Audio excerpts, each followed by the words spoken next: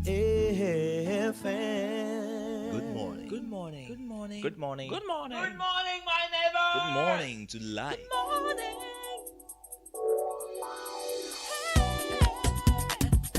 Music, talk, inspiration, in perspective. Express yourself. Good morning, my neighbor. Citi FM, your station. It's a refreshing lifestyle. Citi FM 97. As you go about the ordinary business of life, thank you for joining us through the medium of sound, the power of radio. 97.3. Those are the magic numbers. Your relevant radio partner. What a weekend. So many things happening. Launching of the EPL. Literacy challenge came to a powerful crescendo with the new winner. The Vice President launching his manifesto. All of that and more happening as we prepare for the big one. This is Ghana. In a week and a few days, all of those happening on your relevant radio partner. Thank you for staying with us, and we make all of them meaningful between 6:30 and 10 a.m. weekdays.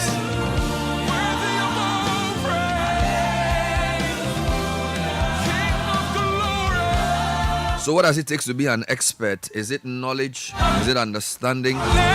Is it application? Or is it practice? I submit to you that all four are necessary if you want to be an expert, if you want to be recognized as a leader in your field. You must know, but that's not enough. To know, you have to learn. But you must also understand. It's between understanding and knowledge. Many people can know something. You can know that this person is your partner, but you understand why they are your partner. So understanding is much deeper than knowledge. But beyond understanding, you must also apply what you know. So application is the first step towards mastery. That is just the first. Application is the first step towards mastery.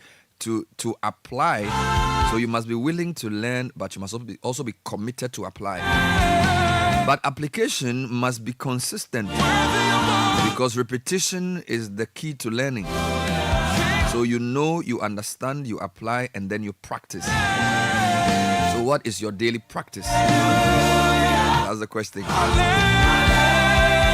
Whether it's writing, whether it's a particular area of expertise, whether it's sport, it is practice that makes perfect. Sounds simple, but very true.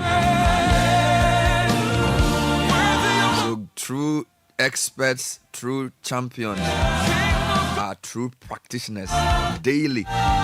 So to know, you must learn. To understand, you must think. To apply, you must do. But to practice, you must repeat. So yeah, that's Business Sense for the Mornings, brought to you by ADB. You will enjoy longer tenors, better rates, and broader smiles from ADB as we give you these personal loans to help you transform your life and your business. Call 0302-210-210 or 0302-222-4043. ADB, the People's Bank. ADB, truly agric and more. We start the show with the news review, and we will be going through the websites and also the newspapers, probably sponsored by Total. The incredible benefits of Excellium are there for all to see. A premium fuel with amazing 3-in-1 power cleans your engine, extends its life, and lowers your fuel consumption. It also lowers your vehicle's CO2 emission. Experience the difference with Total Energy's Excellium new formula. Choose Excellium, choose quality. And if you want to turn your dreams into reality, don't just dream it, own it. Whether it's a new house or home, Fidelity Home Loan makes it happen. If it's a brand new car, our auto loans are there for you. If it's a gadget, a phone, a fridge, furniture, laptop, gaming console, our Consumer Access Finance, make it happen. Call 0800-003355. Visit any of our branches. Let's talk about the Fidelity Bank loan today. Fidelity Bank, live with us.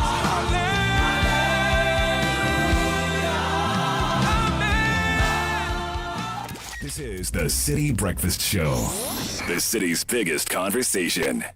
We understand the excitement and preparations that comes when your child gains admission into senior high school. But we at the Agricultural Development Bank, ADB PLC, also understand the financial burden this comes with. The chop box, trunk, school mattress, you name it. That's why we have partnered with Prospectus Ghana Limited to offer financial support for parents by introducing the ADB Quick Purchase. With a smart loan of up to 20,000 Ghana cedis, you can pick up all the items on your child's prospectus for school. ADB PLC offers you a repayment plan of 12 months to relieve you of all that heavy financial burden. Every ADB customer who receives their salaries through the bank, military and police personnel, and all other workers on the Controller and Accountant General's payroll qualify for this facility. Walk into any ADB branch nationwide or any Prospectus Ghana Limited office near you to apply for the ADB Quick Purchase. Terms and conditions apply. ADB, the People's Bank. ADB, truly a Greek and more.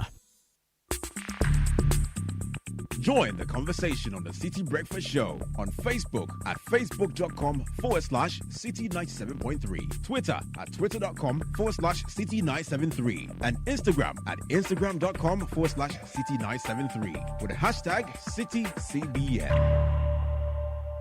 This is the Citi Breakfast Show, the city's biggest conversation.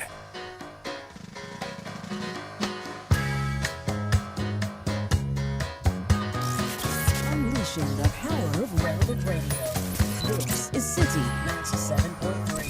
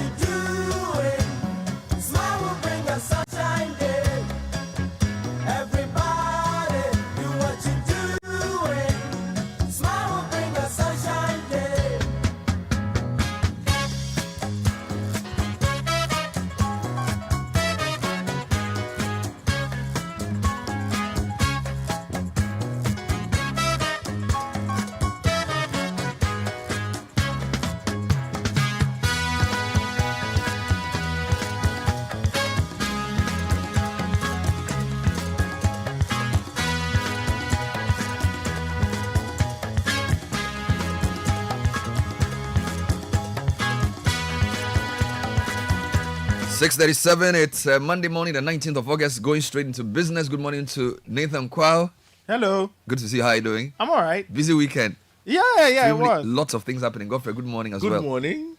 You know, every day this weekend there was something happening. So we haven't recovered at all, but this is the grind. I guess it's going to be like this. You know, it's the end of the year. 110 days to the election. Wow. So it's not really, you know, it's funny. You know, every year you think about the end of the year. Mm-hmm. But in election year, I think about the election. Yes. So everything is being calculated around December 7th. and for me, work-wise, Yes. have two very big elections to focus on. Ghana and which one? The American election in November. Oh my God. I said work-wise. So if you take November 7, that's 90, how many?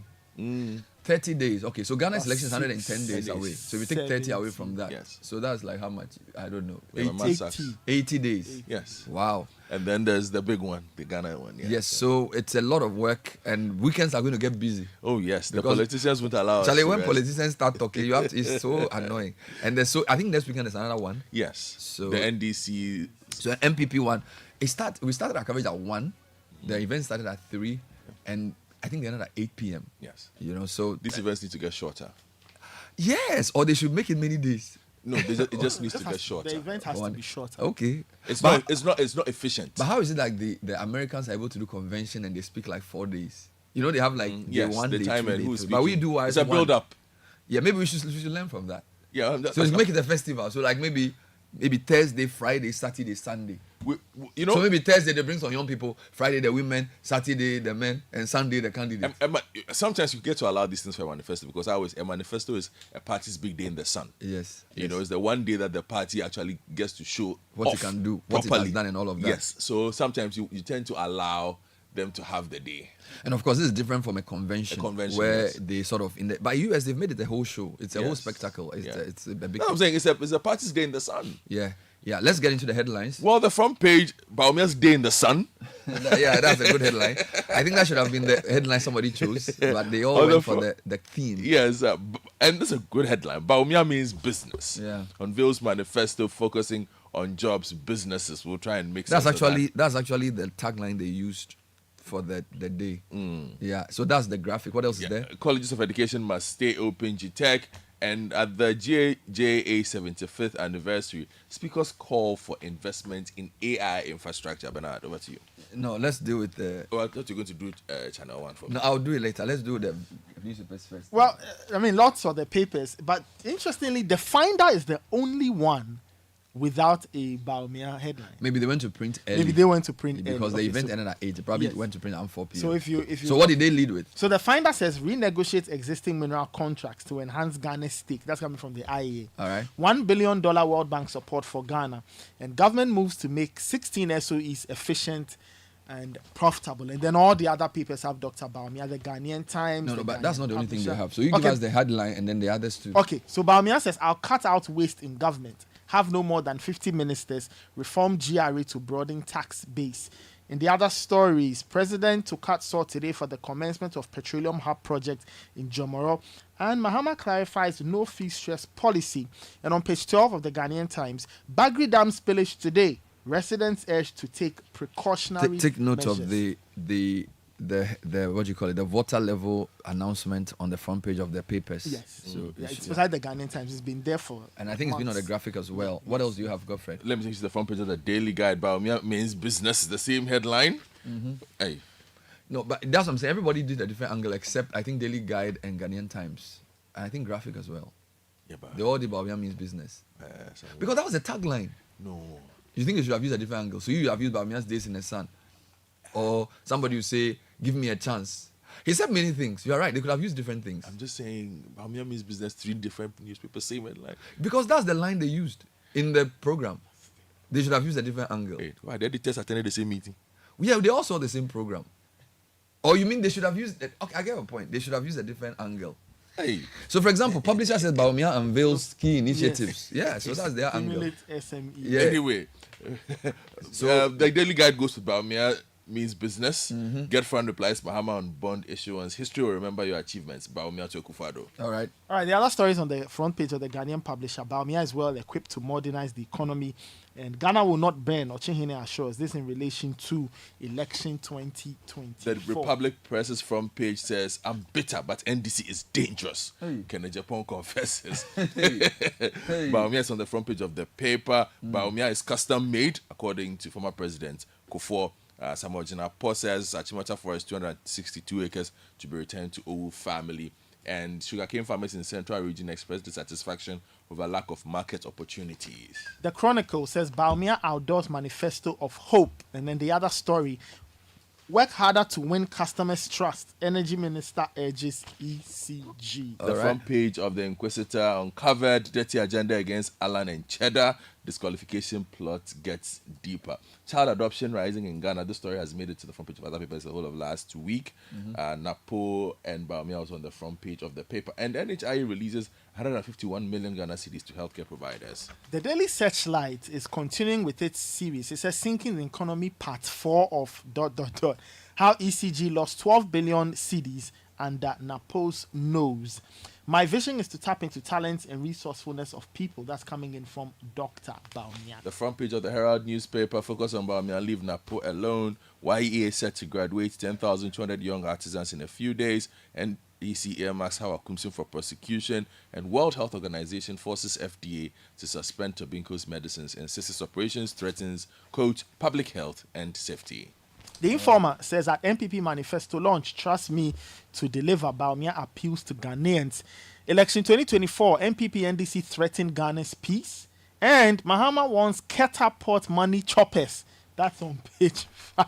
Finally, from me, the front page of the BNFT, a story that has been growing bigger by the week. We don't seem to pay attention to it. Farmers forecast incessant rise in food prices as planting conditions worsen. Will backing the city with gold work? It's a big question. And according to the Auditor General, financial irregularities are down by 5 billion Ghana cedis. Let me take you online. Newsroom.com leads with government to meet striking CTAC members today. Then there's a lot of Baumia angles. Let me give you about 3 of them. Baumia is loyal and means business. Vote for him, Akufado to Ghanaians. And then he also says $2 billion secured to develop Cape Coast Airport. He outlines 9 incentives to boost business. And then he says we'll protect and enhance free SHS and free TVET. And then if you go to other stories on the website, Atlantic Lithium awards over 1.4 million performance rights to key employees for Iwoya Lithium project. Accra High School received 2,400 tablets and a one student, one tablet initiative. If you go to Channel 1 News, that's actually the lead story, Accra High School. But there are a couple stories. Stephen Intim is asking MPP to close their ranks to win the election. Kufuor tells Ghanaians Baumia is a man of destiny, vote for him. And then, meanwhile, Kofi Asare says current student loan trust fund not fit for purpose. This is on education. And then this one that you read around the president to commission the Petroleum Hub project, the story on Channel 1 is that presidency has dismissed a petition challenging a Petroleum Hub project. Now the community members say they are going to seek legal redress on the matter. And then Interesting. We have a new champion for literacy challenge. Yay! A young man from a Presbyterian school here in Jowulu. So watch out for that one. A few other stories for your coverage. In Nigeria, they are having fuel queues again. Now, they have Africa's largest refinery, but somehow they just can't fix it. So if you go to This Day Live, queues everywhere as petrol scarcity spreads nationwide. The BAT is in real trouble. Bola Ahmed Tinubu, the Nigerian president. And then there's a very curious story. I don't know if you've been following the story. Chinese firm has confiscated some things belonging to Nigeria. So they've confiscated 20 million pounds. They've confiscated 2 presidential jets and 2 properties in Liverpool over some dispute with the Nigerian government. It's a very strange story that's made the rounds first on social media. Now it's in mainline news. BBC is talking about US pushing for Gaza truce as Israel and Hamas trade blame. And then there's a democratic convention happening in a few days' time, and they are analyzing what to expect from it. And meanwhile, Russia and Ukraine are still fighting. Yeah, this is crazy. Ukraine says it has destroyed a second Russian bridge. And then finally on Bloomberg, I'll just be a couple of business headlines across the continent. So South Africa's MTN has its first loss since 2016, and this is in Nigeria, based on Naira Slam. There's a very good article on Africa cocoa harvesting might improve, but your chocolate prices won't. All right, so give me a raft of Baumia headlines. Okay, let me start from the front page of the Daily Graphic, and then Nathan can also continue. The New Patriotic Party yesterday unveiled its manifesto that outlines the party's plans and visions for the next 4 years on every sector, and appeal to the Ghanaian public to keep faith with the party and entrust the presidency of its flag bearer, and entrust the presidency to its flag bearer, Dr. Mahmoud Baumia, to steer the country to transform the Ghanaian economy. In a presentation that lasted about 2 hours, Dr. Baumia unveiled the details of the manifesto document, Christian selfless leadership, bold solutions for jobs and business, and declared at the end that Baumia means business. The party promised to change gears from the modest gains in economic recovery following a difficult downturn due to COVID-19 and the Russia-Ukraine war, to rapid growth on sound policies that would deliver jobs, support businesses to thrive, and build a secure future for the youth. The NPP flag bearer said the NPP administration had also reduced the budget deficit and promised to ensure fiscal discipline through a Fiscal Accountability Act. Well, if you go to the Ghanaian Times, pages 12 and 13, Dr. Baumia has pledged to eliminate waste across various sectors of the economy to drive the country's socio-economic development. Now, he says that his government would shift from outright purchasing of goods such as vehicles and equipment to leasing them instead. And he said this change would aim to save significant amounts in cash expenditure across ministries and departments. And if you go to the Ghanaian Publisher, they highlight 9 key initiatives that Dr. Bawumia stated over the weekend to stimulate SMEs. Meanwhile, Bawumia is a man of destiny. Vote for him. Kufuor sent a video speech, and then Apenyumak in the majority leader says enough of the reconciliation, fight to secure victory. Those are some other highlights from the event. Let me stay with politics then. The Inquisitor is dealing with a couple of stories. They are saying there's a plot to disqualify Alan and Cheddar. You find that story on page 4. Credible information gathered by the Inquisitor newspaper has covered clandestine scheming by the NPP to manipulate the EC in a bid to disqualify Alan Martin, founder leader of the Movement for Change, along with the leader of the New Force Movement, and Kwame Bediako, also known as Cheddar or Freedom Jacob Caesar, from participating in the 2024 general elections. Rumors are swelling that the government and the NPP are engaging the AC in a sinister tactic reminiscent of political machinations that many thought were of the past. Meanwhile, it's an interesting one. I'm bitter, but NDC is dangerous. Can Japan confesses? This is in the Republic Press. MP for Asin Central Kennedy Japan has appealed to Ghanaians to release their frustrations with the current government. He made the appeal while speaking at a charge rally at Ifiokoma Police Park in Takrady on Saturday ahead of the manifesto launch. He explained that while he is also frustrated by the current government, he's chosen to let go of his frustrations and vote massively for MPP. According to him, the alternative would be detrimental for the youth he represents, which is why he has decided to support Bawumia despite his frustrations. So there's a very interesting photo of him there. Now, I wanted to take you to the Agric story, which we've been following. In fact, yesterday, if you watch CNN, we did another story on it. Okay. All right. Awesome. And today, there's the BNFT front page. Yes.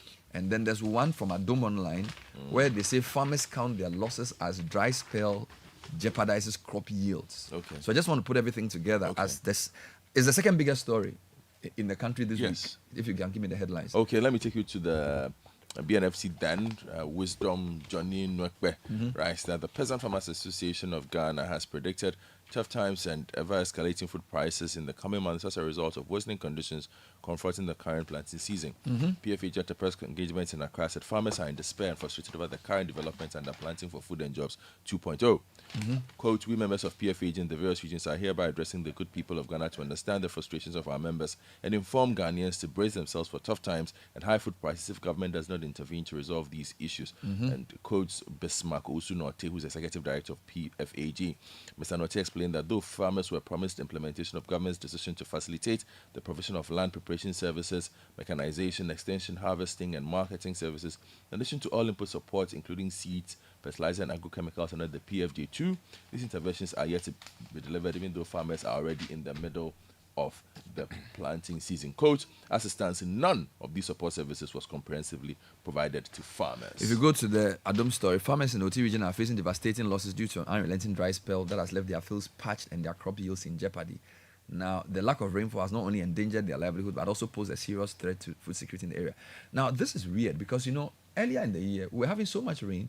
They were even publishing and predicting that the dam was going to overflow its banks. Then in other parts, you're having dry spells. Initially considered dry patches, but it's almost becoming a drought. There's also trouble from Upper Volta. Yes, if you go to page 12 of the Ghanaian Times, residents along the banks of the White Volta River have been admonished to take precautionary measures as the annual spillage of the Bagri Dam in Burkina Faso is expected to commence today. They are to evacuate the highlands to avert the flooding and devastating impact the spillage has on communities in the area. The caution was contained in an alert issued by authority Sonabel, which is the power utility company of Burkina Faso, to announce plans to spill the dam following the rising level of the water since the 2nd of August this year.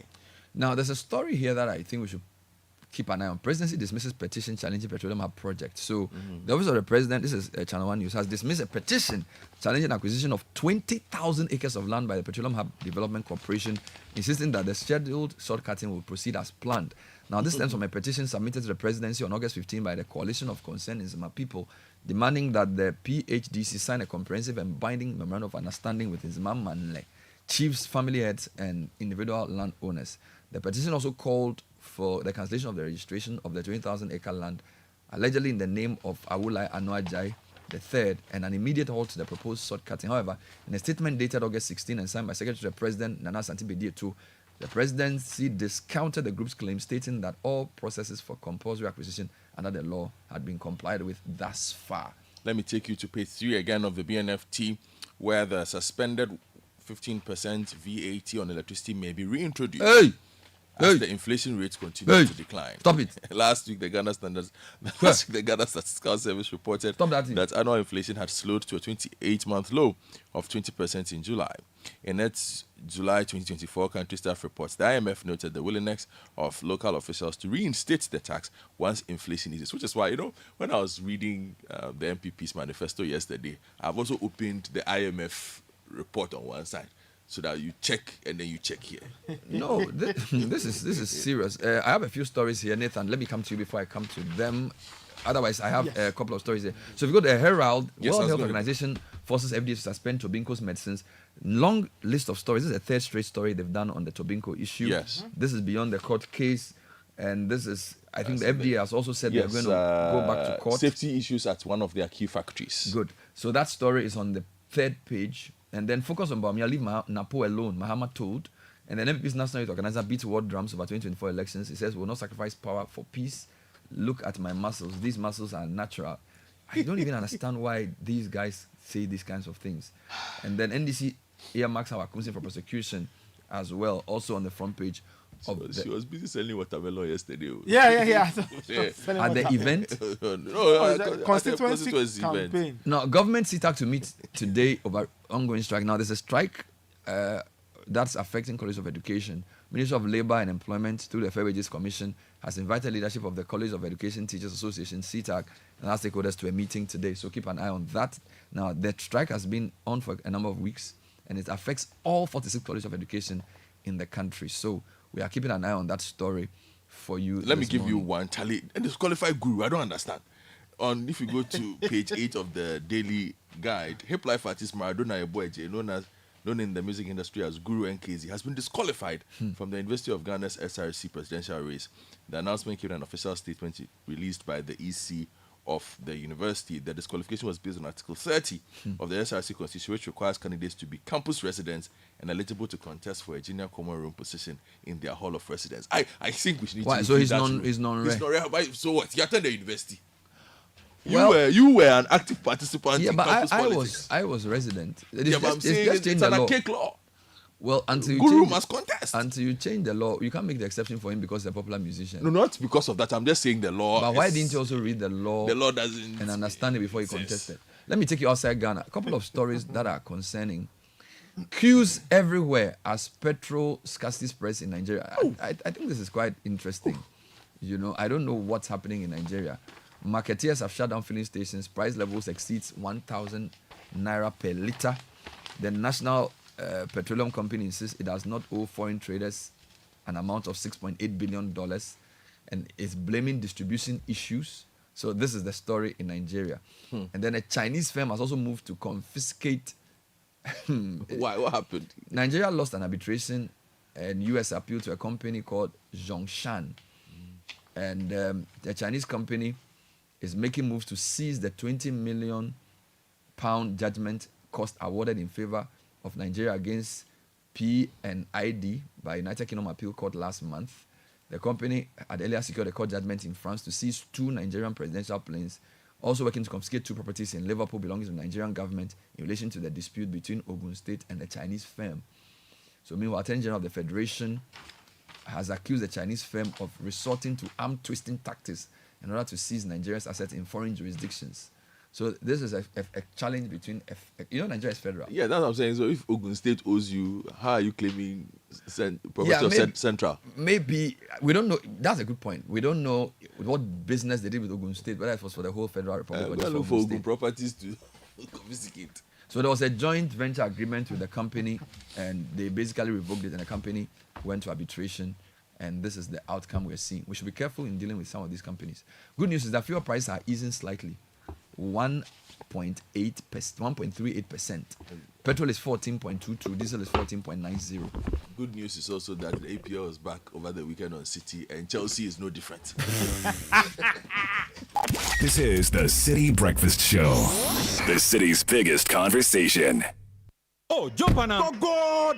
Google me. At what time when you come back, we are not hear the sound of your car. Why you buy new car? No, I not change my car. It be the same ride. It be the fuel way I change. Way one shouts it. Ever since I started using the all-new Excellium Premium Fuel, fortified with 3-in-1 action. Oh, Joe, now my car they run like electric car. No, it's so. This is the type of fuel where they want to. Because now engine they cost. Where they want for way if I buy it, it go protect my engine. And with the small way I buy, I go drive, sir. Absolutely. It's like strapping a turbocharger to your engine and giving it a protector. And what they bust my mind, Seth, be the 3-in-1 action, no? Excellium, they prevent up to 99% of deposit. It be anti-wear, some be anti-corrosion. One pair way now, yeah. So where can I find this magical fuel? Just head over to any Total Energy service station and your car will thank you. Hey, then make a finish my gobe fast, then rush go Total Energies. My friend, but why your hand my gobe inside? I give you info. Make a fill the gobe too small. Go. Excellium is designed to protect your car engine, decrease fuel consumption, and lower CO2 emissions. Don't say fuel, say Excellium. Choose Excellium, choose quality.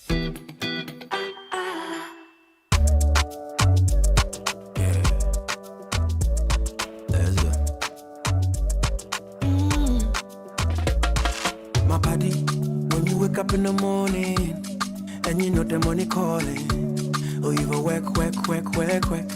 But you know it's out your side. If I believe with us, if I hold my hand and believe, cause you know it's out your side. And when you dream, no say I did for you. And when you hustle every day, when you wanna go, anything you do, I did for you. If I believe I did your side. Fidelity. If I believe with us, fidelity. If I know I did your side, fidelity. This is the Citi Breakfast Show. City Business News with Goyle, MTN and Access Bank. Nashika sees us here with the bulletin. Good morning. Good morning, Bernard. Hello and welcome to the breakfast edition of the City Business News, proudly brought to you by MTN, Goyle and Access Bank. My name is Nashika Caesar. Coming up, government fails to meet its treasury bills target for the 6th consecutive time, recording an undersubscription of 6.91%. Also coming up, independent power generators denies debt restructuring deal with government, mount pressure for the settlement of $2 billion arrears owed them, and later, Institute for Fiscal Studies urges government to increase ownership interest in the natural resource sector to maximize revenue for the country.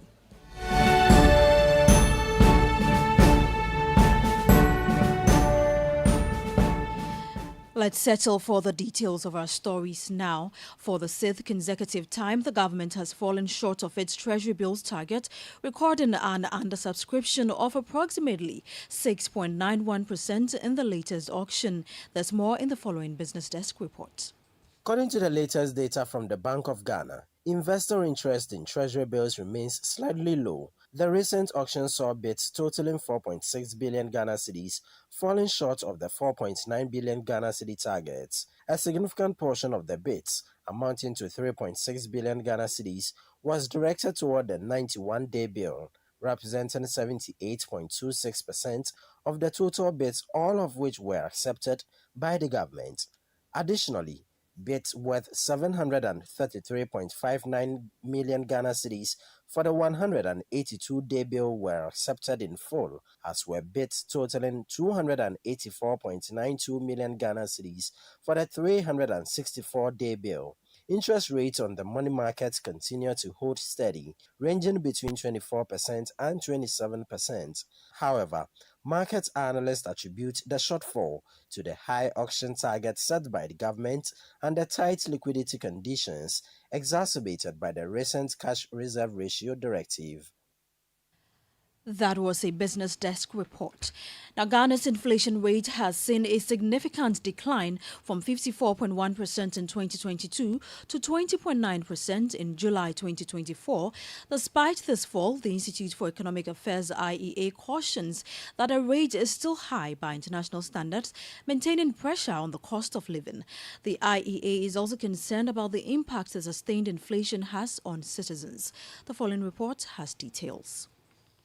According to the IEA, the persistent high inflation has had a profound impact on the cost of living despite the ongoing decline. The fiscal deficit stood at negative 12% in 2021 and negative 11.8% in 2022 before reducing to negative 3.6% in 2023, largely due to the domestic debt restructuring program and the suspension of external debt servicing. The IEA noted that the deficit is expected to remain relatively low at 4.7% in 2024. Ghana's public debt to GDP ratio increased from 79.2% in 2021 to 92.7% in 2022 but fell to 82.9% in 2023. However, the IMF forecast only a slight decline to 82.5% in 2024, which remains above sustainable levels. That was the news desk report. Moving on, the Independent Power Generators Ghana is urging the government to find a sustainable solution to the debt owed them and desist from making misleading statements about the status of their negotiations. The IPPs note that this has significant repercussions, including pressures and demands from their principals, and also risk jeopardizing their credibility and business relationships with key stakeholders.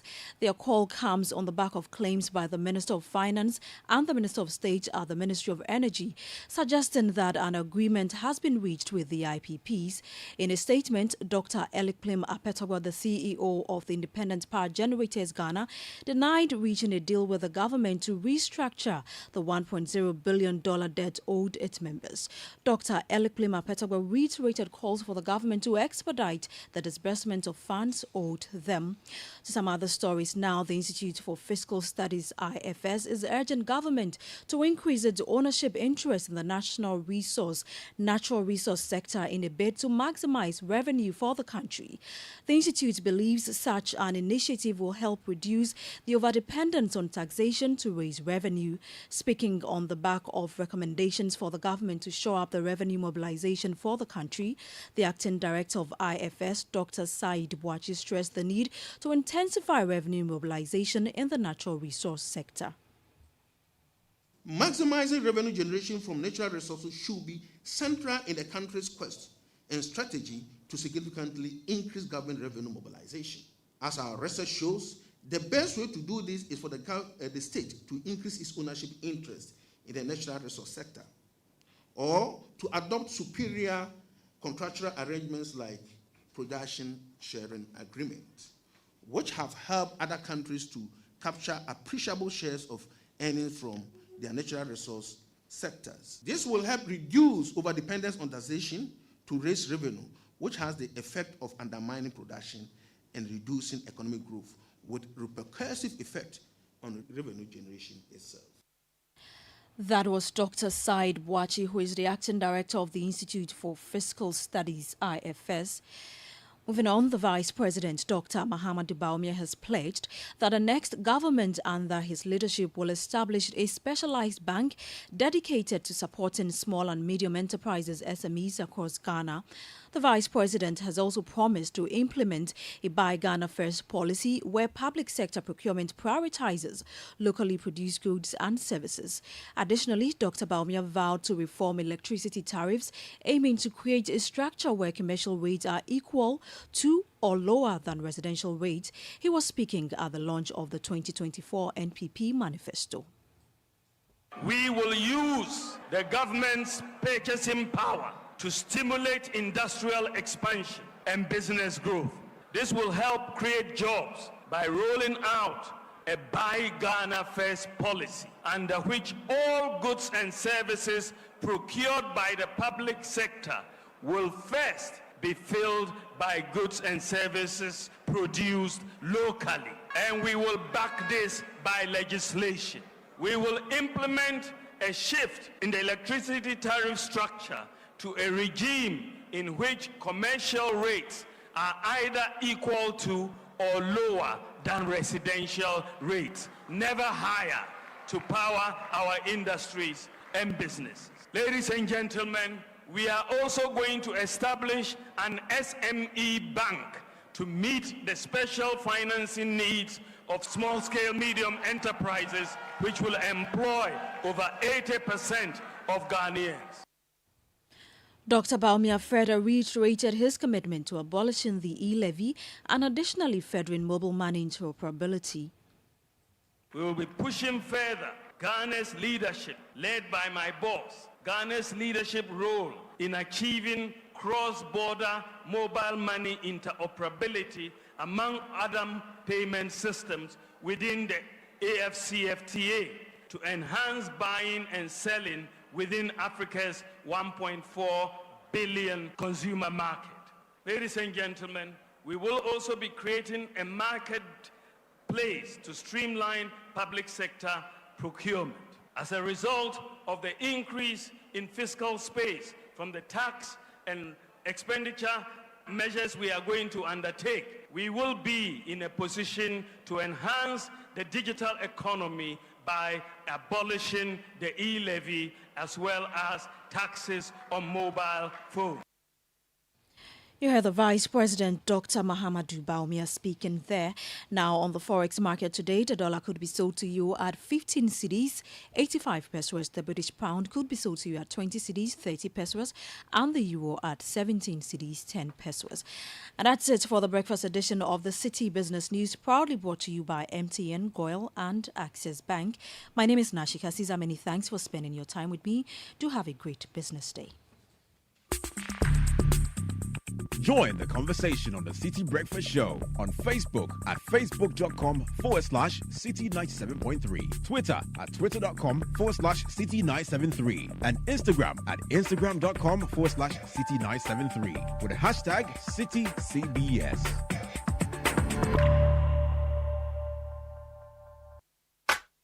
Get ready for the ultimate battle of business minds at the City Business Olympics 2024. Join us for a day of intense competition, team building, and networking as companies go head to head in various challenges to prove their skills and expertise. From traditional sports like seven-a-side football, basketball, sack race, and volleyball to unique challenges like tug of war and arm wrestling, there's no shortage of excitement and adrenaline pumping action. Don't miss out on this exciting event that will test your business acumen and athletic skills on the field. Date, Saturday, 28th September 2024. Venue, Eden Heights Sports Complex, Wager. Time, 8 a.m. Call 0558-973-973 for details on how you can participate and showcase your company's talent at the City Business Olympics 2024. Get ready to compete, collaborate, and conquer. The City Business Olympics 2024 is powered by Channel 1 TV with support from 97.3 Citi FM and proudly sponsored by Piva Beverages.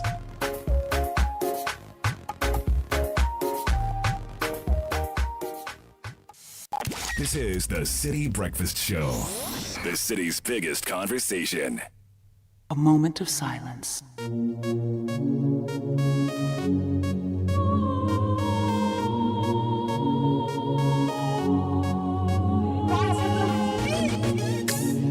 12 minutes past 7, City Breakfast Show. So you had the City Business News with Goyle Energy, bringing you Goyle Super XP, the ideal choice for most vehicles. Just go fuel up your vehicle and enjoy the smooth ride with all the benefits. Quality gives you the correct choice. Fortified with special additives gives you longevity. Makes your engine perform to the max. Using minimal fuel, and it's suitable for most vehicles. Goyle Super XP. Go, yeah, dear. Kickoff is our sports bulletin. Is next, brought to you by Lesheho, our fixed deposit solution. is here to make your money work harder for you so you can watch your wealth grow. Don't settle for average returns. Join the investment revolution with our fixed deposit solution and take charge of your financial future. Call us on 027-004-0799 or send WhatsApp on 027-004-0733. Let's share hope. Let's improve life. And at Zonda Ghana Limited, we don't only create opportunity and empower people, we provide top-notch after-sales service for all your heavy and light-duty trucks and machinery needs. Visit us today at any of our 7 branches around the country and also to the head office of the Tema Aflau Road.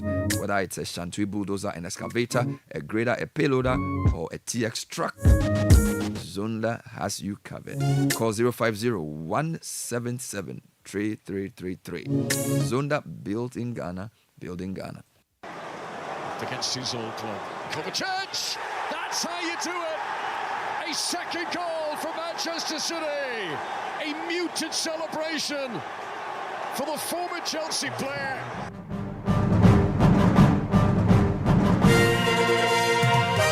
All right. You're happy now. Football is back.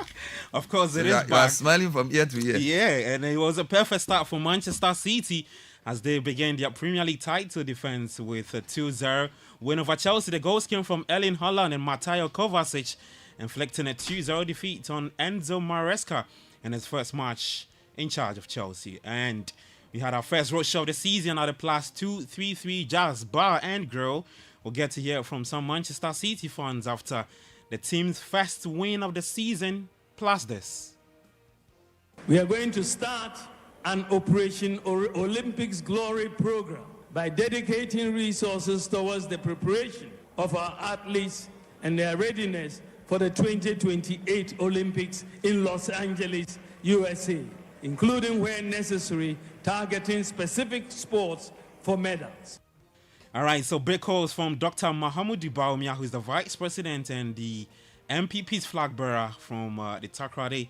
The MPP launch manifesto, of course, last night in Takrade. All of that plus result from the CAF Comfort Cup and the Champions League result. My name is Gabi Ofen. Welcome aboard.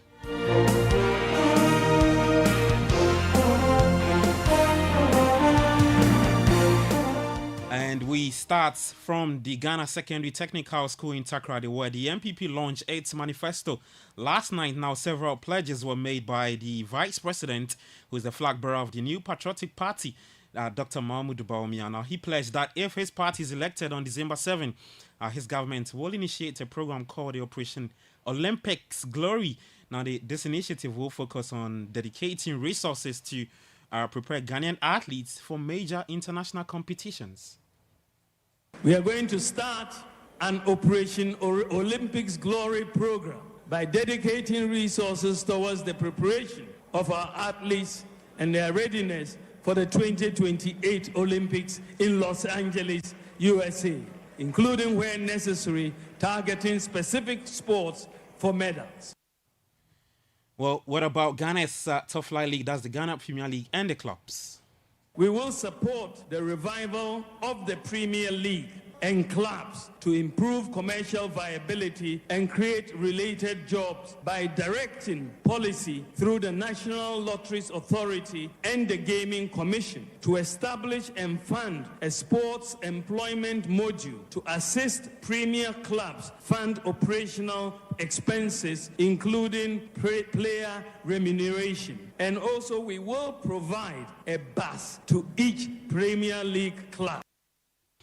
Oh, wow, that's a very big call from Dr. Mahamudu Bawumia. Well, the various national stadia have come under widespread criticism in recent times with regards to the playing surfaces. That's the Accra Sports Stadium, the Barbara Sports Stadium in Kumasi, the Cape Coast Sports Stadium, and the Aliu Muhammad Sports Stadium in Tamale. Here's what Dr. Mahamudu Bawumia had to say.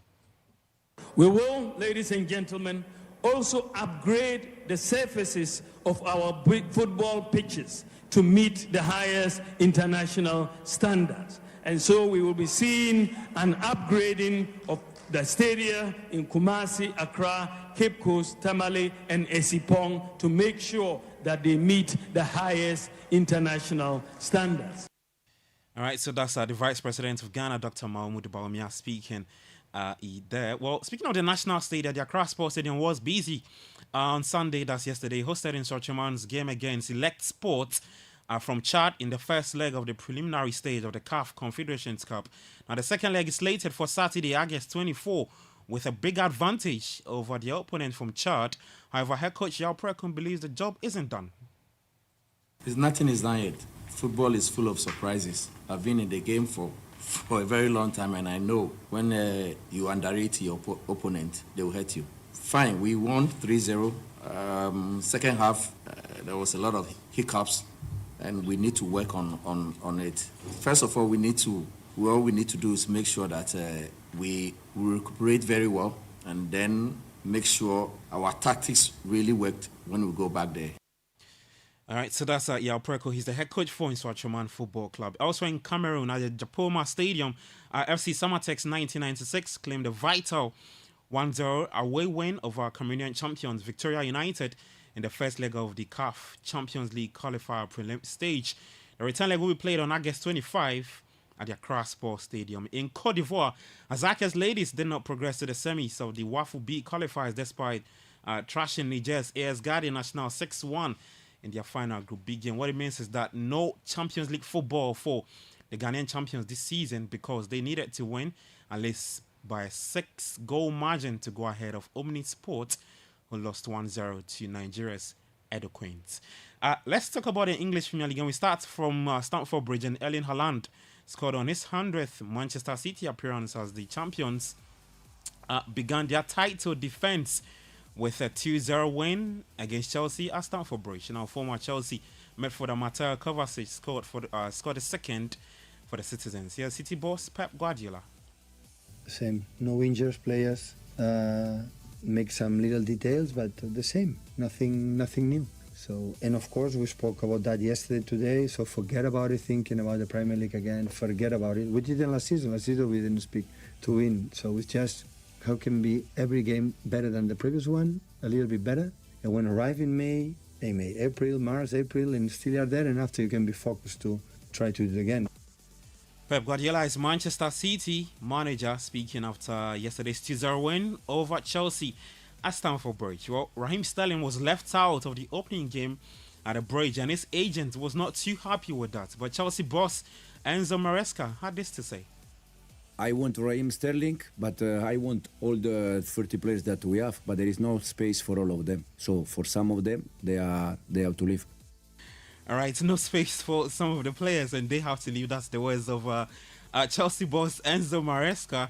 Well, the fun was at the Plus 233 Jazz Bar and Grill, and it was our first road show of the season. Well, some Manchester City fans shared their expectations with my colleague Bernardo Beku Autry.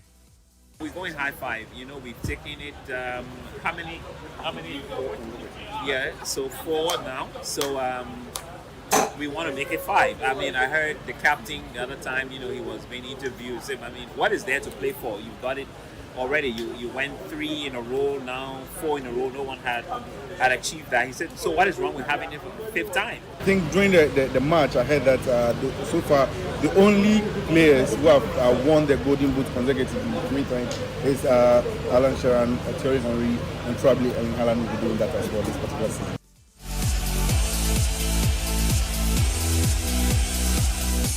So just look out for more of the road shows this season, and you can catch all the fun here right here 97.3 live radio commentary, top-notch analysis on Citi 97.3. But let me run you through the results from match day 1. Brentford started their season with a 0 win over Crystal Palace despite leaving out striker Ivan Toney over transfer interest. On Saturday, Liverpool beat Ipswich by 2-0. Arsenal also beat Wolves by 2-0. Everton lost to Brighton at the Goodison Park. Newcastle United recorded a 1-0 win over Southampton. Forest and Bournemouth played out to 1-0 draw. West Ham United lost to Aston Villa. United also on Friday beat Fulham at Old Trafford by 1-0. It was down to Joshua Zirkzee getting the goal for the Red Devils. Later tonight at 7 p.m, Spurs take their turn.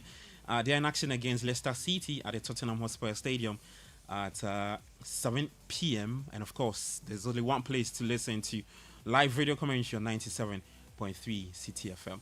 All right, let me take you to Spain. And Kylian Mbappe made his La Liga debut as defending champions. Madrid were held by Mallorca on the opening day. Barcelona on Saturday also beat Valencia by 2-1 in the La Liga. Wrapping up with tennis, and world number 1 Yannick Sinner overcame Alexander Zverev in a 3-set thriller to reach the final of the Cincinnati Open. It took the top seed 3 hours and 7 minutes to seal a 7-6, 5-7, 7-6 semi-final victory. And that's it for today. For more sports stories, you can head to citysportsonline.com and on Twitter at citysportsgh. We'll be back later at 5 p.m. with Sport Flash. Kickoff is proudly brought to you by Shell, Lesheho, and Zonda GH. My name is Gabriel Fem. Many thanks for listening. Do enjoy the rest of your day. Take care and bye-bye.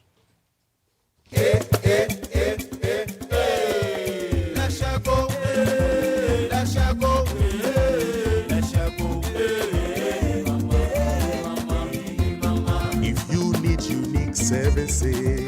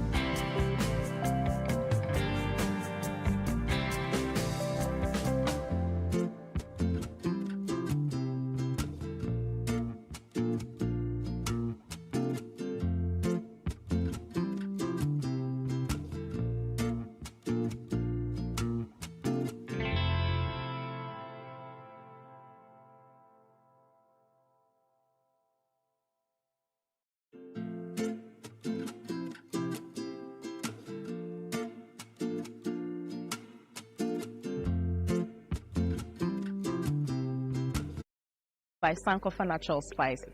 I am Dr. Sumi. Hypertension is simply defined as high blood pressure.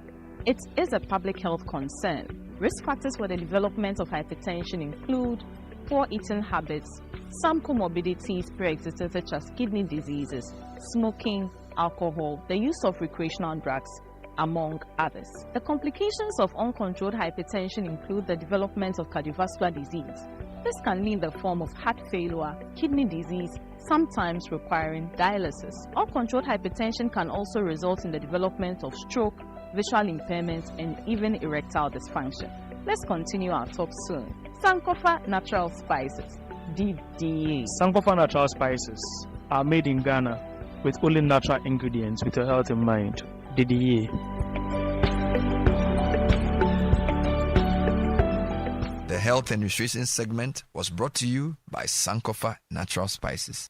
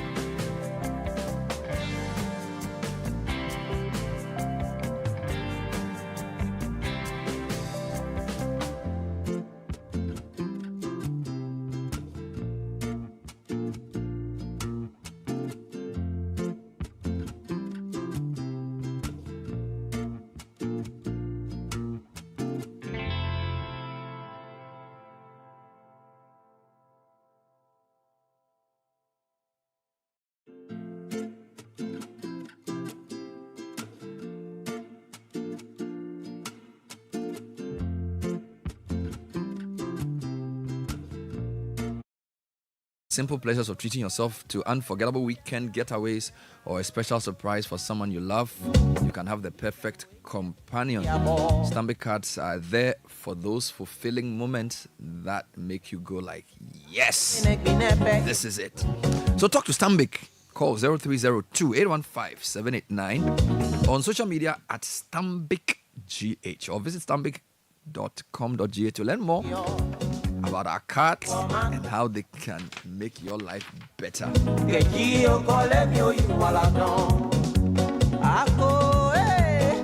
And imagine launching your career, starting your own business, or embarking on advanced studies within 6 months of graduation. At Ashesi, that's nearly every graduate's reality. From Accra to Nairobi, from London to New York, Ashesi graduates are noticed and they're leading successful careers. Regardless of what you choose to study, an Ashesi education gives you a strong foundation for life. So visit ashesi.edu.gh. Learn more about the Ashesi advantage. Remember, admissions are ongoing. And this is the time to make an investment in property. Akaya by Trazaco, the leading residential developer that brought you Villaggio Primavera and Trazaco Valley, are set to redefine suburban living in Pantai with their new residential project called Akaya by Trazaco. Now, we've just broken ground on phase 1. It's a master plan estate. This is a chance to invest in real estate, prime real estate. That's good for your pocket, good for your future. So go to Akaya, that's Akaya, by trazaco.com for more information.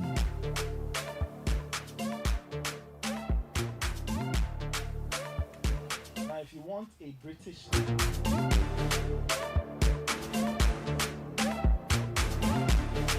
Now, if you want a British degree at a fraction of the cost, then Lancaster University Ghana is your best option. They have up to 50% scholarship for your degree, and they have a vibrant student experience in a community that equips you with useful employability skills, and that will take you one step closer to the career of your dreams. Call them on 020-960-7008 or visit lancaster.edu.gh to find out more. Lancaster University Ghana is the only British university campus in West Africa.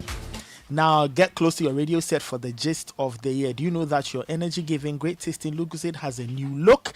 It's now available in a sleeker, slimmer 300 ml can with the same energy that you've known for years. So go ahead, grab your Lucozade sleek can and discover the same unbeatable energy with every sip. Lucozade restore your energy, and this side is FDA approved. And when you are buying anything, when you are getting anything, you need the best, you need quality. That's why Bellpack Paper Tissue is the perfect companion for those who demand the best. It offers the softness and strength you need for every occasion. Bellpack, just wipe it. Call 055-11-44400 if you want to distribute in bulk. Bellpack Tissue is another quality product from Belacqua.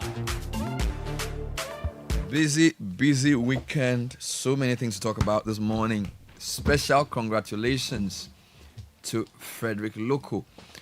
Now, Covenant Presby Preparatory School, I'm not sure if it's a private or public school. I was hoping it's public. Sounds private, but I don't know. I'm just happy with the Presby School for producing a winner for the challenge. And this year was really tough. It's a 3-phase journey. You write the essay, you do the aptitude test, and then you do the quiz. And funny coincidence that Vivian Kai Loko, yes, no relation to Frederick. You know, she did the presentation yes, too. No relation to Frederick Loko of Covenant Presby. You know, congratulations to his family. We'll speak to him tomorrow on the Breakfast Show to find out more about his journey. Nice. Secretly hoping that Covenant Presby is a private school, but it's a public school. But even if it's private, it doesn't matter. You know, the private schools tend to do better at the basic level. The public schools tend to do better in the secondary level.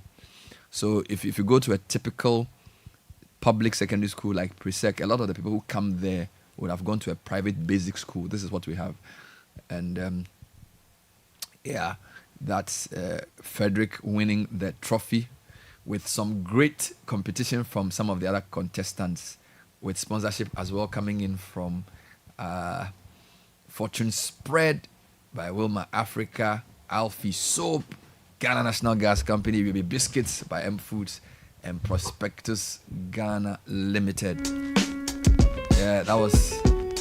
Now it started 16th May, so it's been a 3-month journey. Yeah. In fact, almost May, June, July, August. Yeah, so that's something to keep an eye on for the week. We'll be talking about that. Football started in Europe as well. Quite interesting listening to Bamia talk about football too. It says he acknowledges the challenge with the local league, and he made some promises there. He spoke about stadia. Quite interesting to hear him talk about the stadia, because we have spoken about the youth centers. I think he was referring to those when he said some had been built. I really hope the people who have been supervising what's the word to use? The abandonment of these facilities were listening to him. Because these facilities have been left, are not being used. Yeah. All right. So what's the point in building them if you're not going to use them? They say we should expect more astroturfs too. That I did not agree with him. He said there were 3. And then when they came in, they moved it to 150 or so. The stadia that had been built that are not being used, I would have thought that stadium and all. Yeah, I think we need to balance the issue. It's not easy to maintain grass. I know there are water issues involved, but the science tells us that we need more pitches, good pitches. Yes. AstroTurfs can provide some stopgap and can also support. But I don't think as a football development strategy, AstroTurfs what we should go for. And especially when research and literature will tell you that if you are thinking of football development, AstroTurfs are a no-no, because they have a long-term damage on the knees of players. If you read the highlights of the manifesto, he spoke about football development, producing players for the country, and then he said, so they will need AstroTurfs. If that is the way to go, then the AstroTurfs are a very bad choice, because AstroTurfs can destroy the knees of athletes, the constant jumping up and down. So we need to figure out what we want to do as a country. If you really want to, for me, it's quite symptomatic of the way we want to solve problems quickly. When you want to develop footballers, you need to go back to your green spaces. You need to invest in parks. You need to water the pitches. That's difficult. AstroTurf is easy because you get a site, it looks nice, it's flashy, but it doesn't really solve the problem. But that's not really my focus. I'm just using that as a detour on the football. Yeah. Even touched on the Olympics. He said we'll prepare for the next Olympics. Yeah, there's a lot of, if you listen to Dr. Baumia, he's in a difficult position in my view, because I think he spoke really well. If you listen to his speech, he delivered it excellently. And I think his pitch was clear in terms of, he said, it is me. All right. And I think MPP needs to think carefully about this, because he even though the whole program was about what MPP has done, I think the pitch is the man more than the man he's taken over from, because I think the general feeling about the performance of his boss and the party, and you notice, him. No, but hold on. You notice, if you listen to the speeches, people are very careful. Some to admit some of the difficulties, and some to sort of say that we know things are hard. We know the sentiment in the public is that things are tough and things have not gone well. My point is that he pitched himself at the end of the speech. He pitched himself because he's basically saying, I am the one you've not given a chance to yet. Do you follow me? And I watched the program from beginning to end. So what they tried to do was they gave us 10 areas of interest. So Kojo Ponkroma comes and speaks about digitalization. A young lady comes, speaks about health. Elizabeth Oini comes, speaks about social protection for the community, women and elderly. Elizabeth Ohini. Yes, I'm just going through. Japan Mesa talks about economy. A young man comes to talk about the youth. Somebody. So basically, they give the Nuke's president actually. Former 10 themes. Okay, basically trying to show what has been done by the previous government or the current government. Why do you keep calling the previous government? All right. Now the challenge is being same but being different. It's a very difficult communication challenge for incumbents. So in politics, incumbents have both an advantage and disadvantage. The incumbent advantage is the power of the state, resources, media. They got media, free media. I mean, they paid, but it was media everywhere. Look at the newspapers, right? So the public gets to consume a lot of what the incumbent government wants. Yeah. So that's incumbent advantage. But incumbent disadvantage is that people are like, you know what, we're tired. All the challenges, like recency bias, all the issues with. So your sins are more pronounced than the sins of your predecessor. Okay, so if they would benefit from the incumbency advantage, they must also suffer from the incumbency disadvantage. You can't have it both ways. Yeah. So if you can have the power of state help you to push your message, then you should also expect that people will give you a harder time than they'll give the opposition. Yeah. Because opposition, you said, you are reminding us of the opposition sins, but the opposition left power in 2016. You've been in power for 8 years. Yeah. So if you say, well, the guy who you took over from was this or that, people don't really think about it that way. So what I'm saying is that the whole thing was, how do you differentiate yourself without sounding as if you are denigrating the record of your boss? Yeah. That's the challenge. That's a tough That's the challenge. So how do you say, so basically you're trying to say they've laid a good foundation, but there are challenges. He even said a few things, and if you listen carefully, he says he has a different style. He used that word. Yeah. You know, so there's an admission around maybe the vibe of his boss. Okay, and then his speech at the end was, my opponent has been president before, I have not been. Yeah. So you've not really experienced me as president, okay? Which is interesting because even though I've been part of the system, I've not been the ultimate decision maker. Absolutely. So again, you have to decide how to treat that because it's, as I said, it's 50-50. Right, because you hear the president also come to reaffirm his vice president, the role he's played, and tells us that he's been so critical in the transformation of our economy. Yeah. But when it comes to the difficult part of the economy, they say, "Oh, it was COVID, it was Russia, Ukraine. There were external factors, and we inherited a bad economy." Yes. But if it was good, if it was zipline, if it was drone, it was free SHS, then these guys have been amazing. It's a hard sell. It's a hard sell. What I'm doing is to try and explain what I saw them doing. Yeah. I'm trying to tell you what they try to do. Yeah. Okay, so they basically try to highlight what the former president why do I keep calling him the former president? it's coming. Forgive me. What the president has, the government has done. So differentiating. So which is why when I think Prince David said, change is coming. Yeah, I don't know whether he was reading from the script. He stunned all of us because he sort of made a mistake there. Yeah. You know, so I think the Bawumia speech was, I think, the last 5 minutes of his that he will be different. Yeah. This is what he's trying to say. He says, I'll be different. Yeah. But he was saying, I'll be different from two people. I'll be different from Mahama. Yeah. But in a way, I've always been from Kufuor. But he couldn't really say it the way. So for the people who work around him, the party people, the leadership, the kind of appointees you have, because he's told you he's going to have how many ministers? 50. Okay. So, but his president, his boss, has had more than 100. Yes, okay. So he's trying to tell you. His boss has had the largest number of ministers in the Fourth Republic. And he has clearly told us in some of his policies that he's going to do different things from what his boss has done, like the e-levy thing. That's what I'm saying. So he tried to. They sort of did all the MPP things, and then he read what he was going to do. Yeah. But his what I'm trying to say is that from a communication perspective, his speech was about him. Yes. All right. Yeah. Now we will deal with that later. The other thing that I found interesting was the sequence. Right. Okay.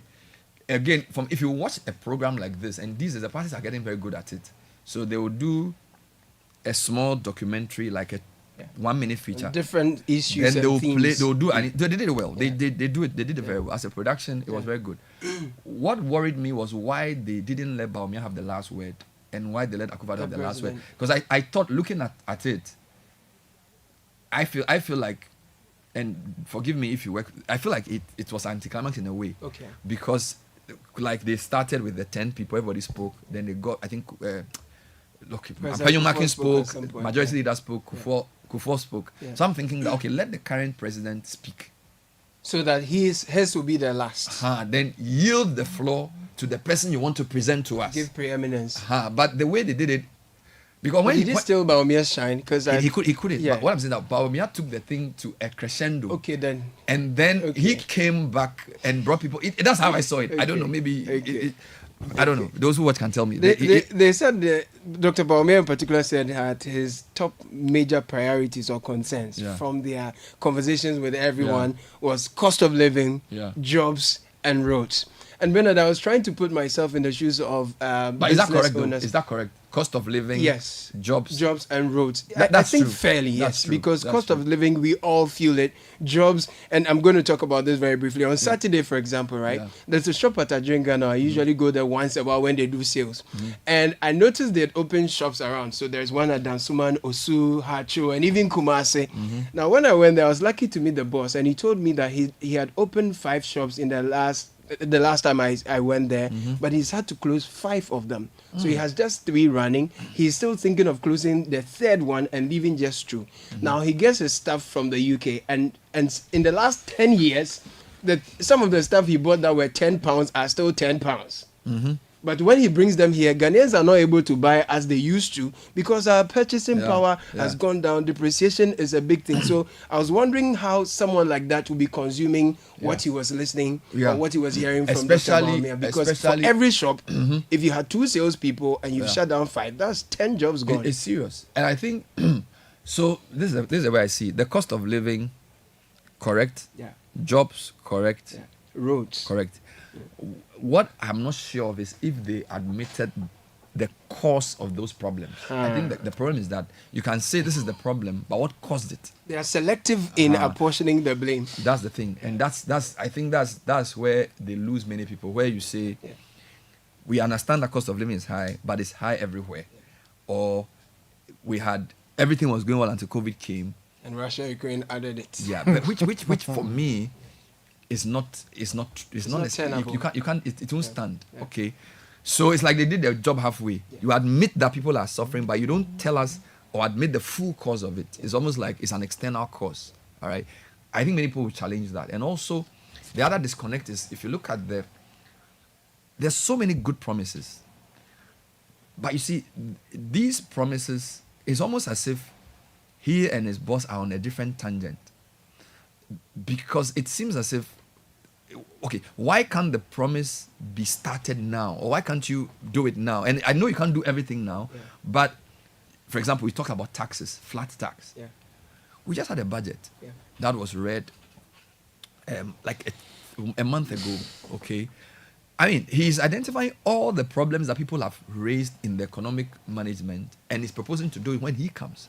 And the question is, you are, to be fair, if you are the vice president of a country that's going to election, you should be given more power than, do you understand? So is it that our economic policies are set in stone, or there are so many rigidities in what the economy is that he needs to come in? Because when you listen to his pitch, electricity prices, he spoke about digitalization, all the things he wants to do, tax issues, jobs, and you're asking yourself, is it that for now the current boss disagrees, or you need a new team to do it, or you need to finish the IMF program to do it?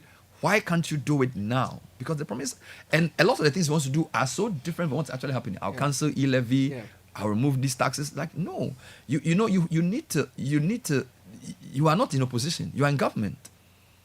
You are in government, and it's a different government you are trying to get, but you are part of an existing government. So that's where I feel like there's going to be challenges in the communication going forward. Because if you tell somebody that I know you are going through cost of living challenges, but everybody's going through the same thing, and it was caused by external factors. But when I come, you'll say, no, you're already here.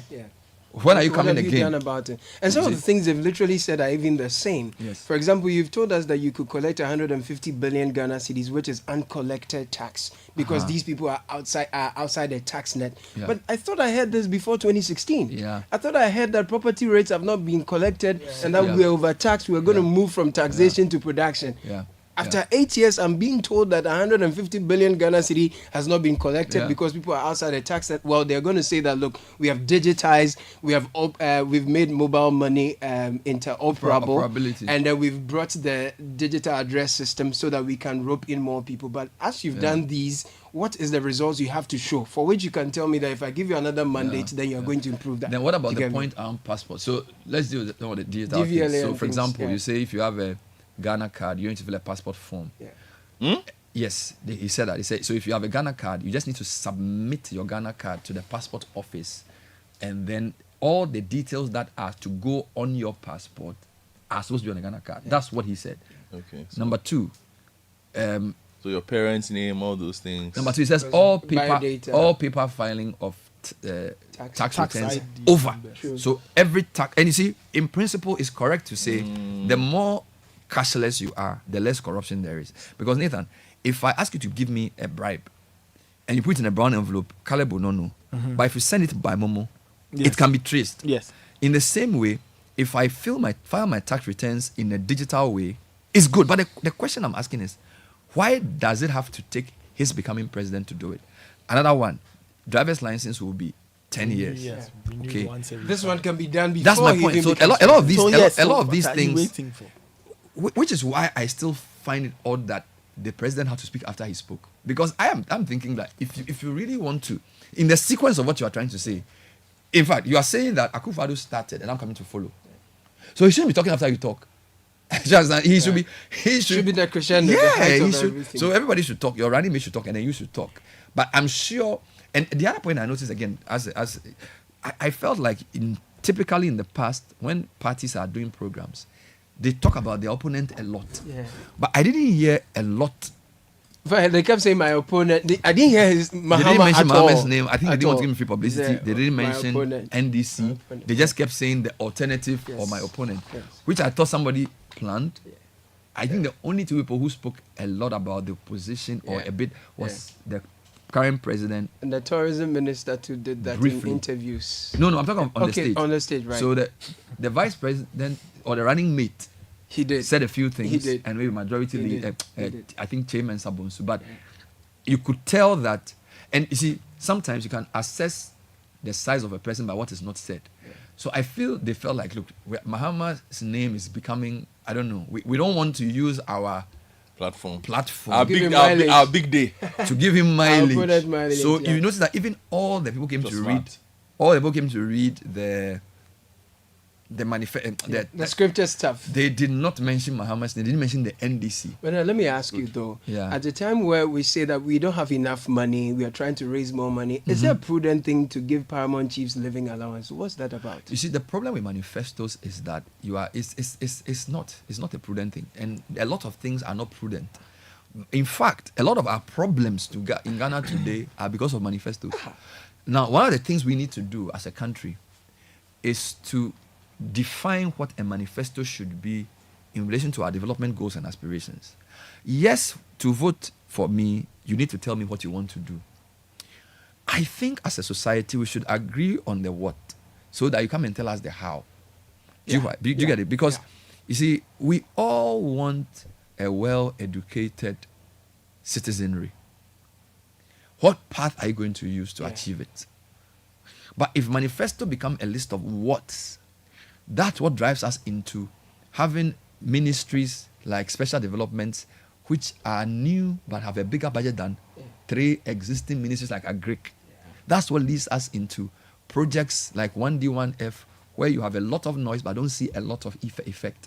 So, generally speaking, I'm wary of manifestos because, the populism around campaign drives these manifestos as against the realism. Because if you want to do, like if you ask people to draw a development plan and you look at the directives of state policy, it's a more sober process in my view.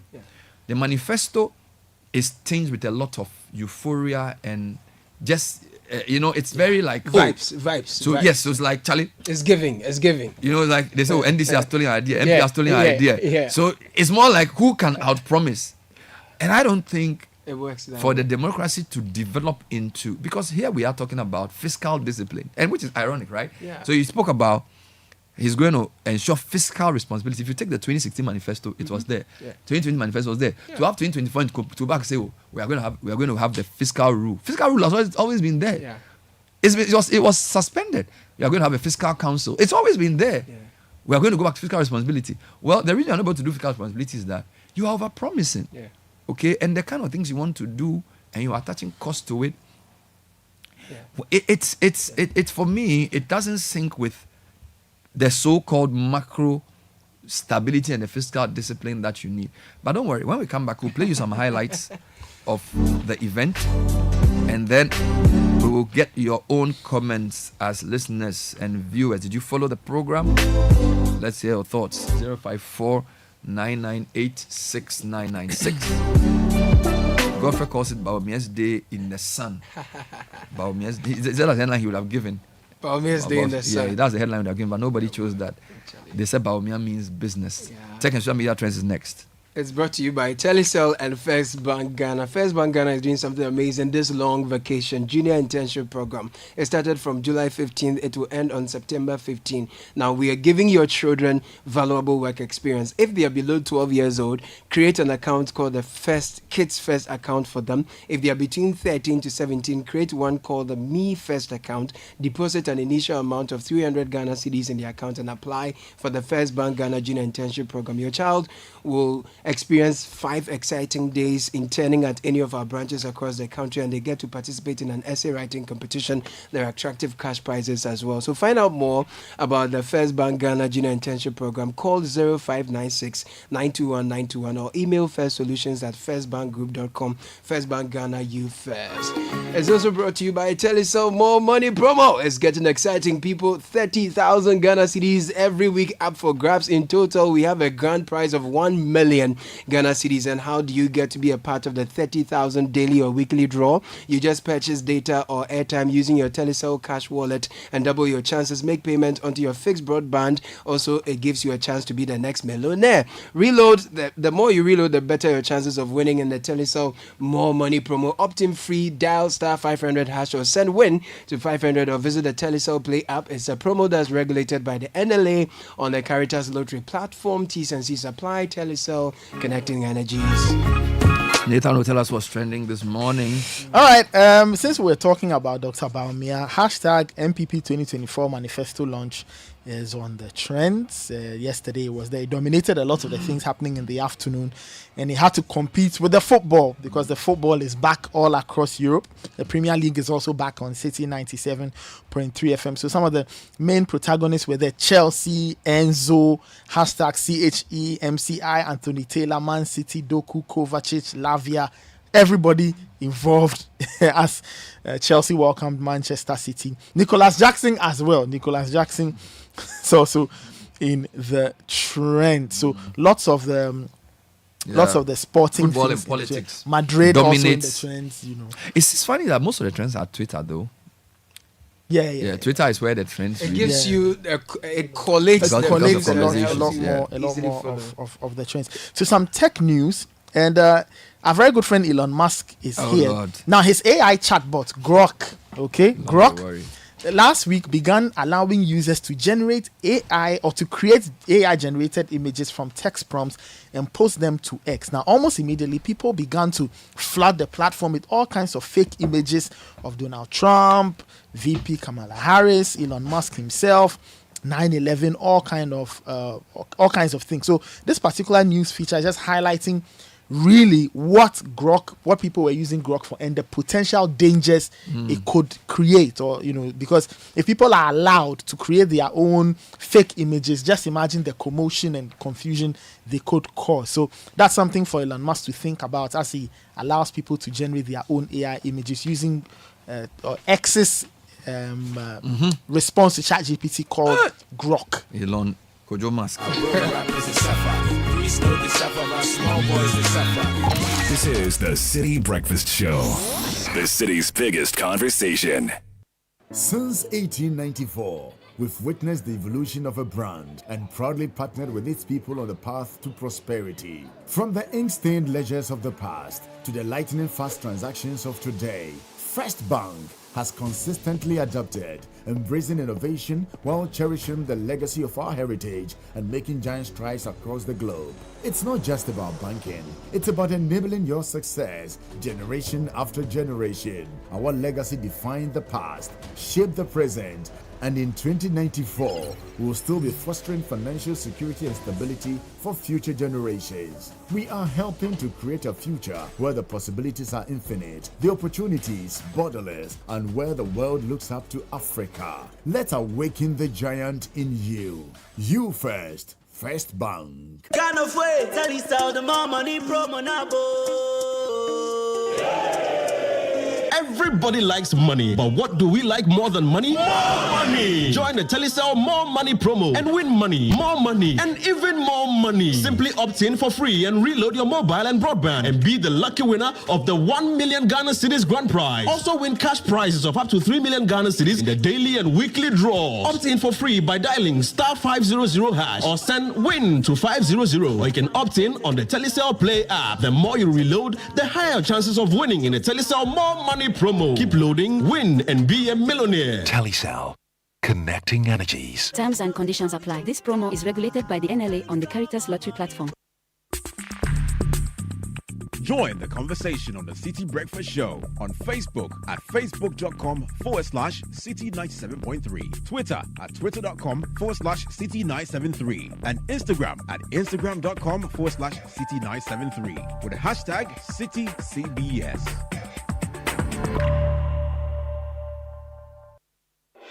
Channel 1 TV is live on DSTV.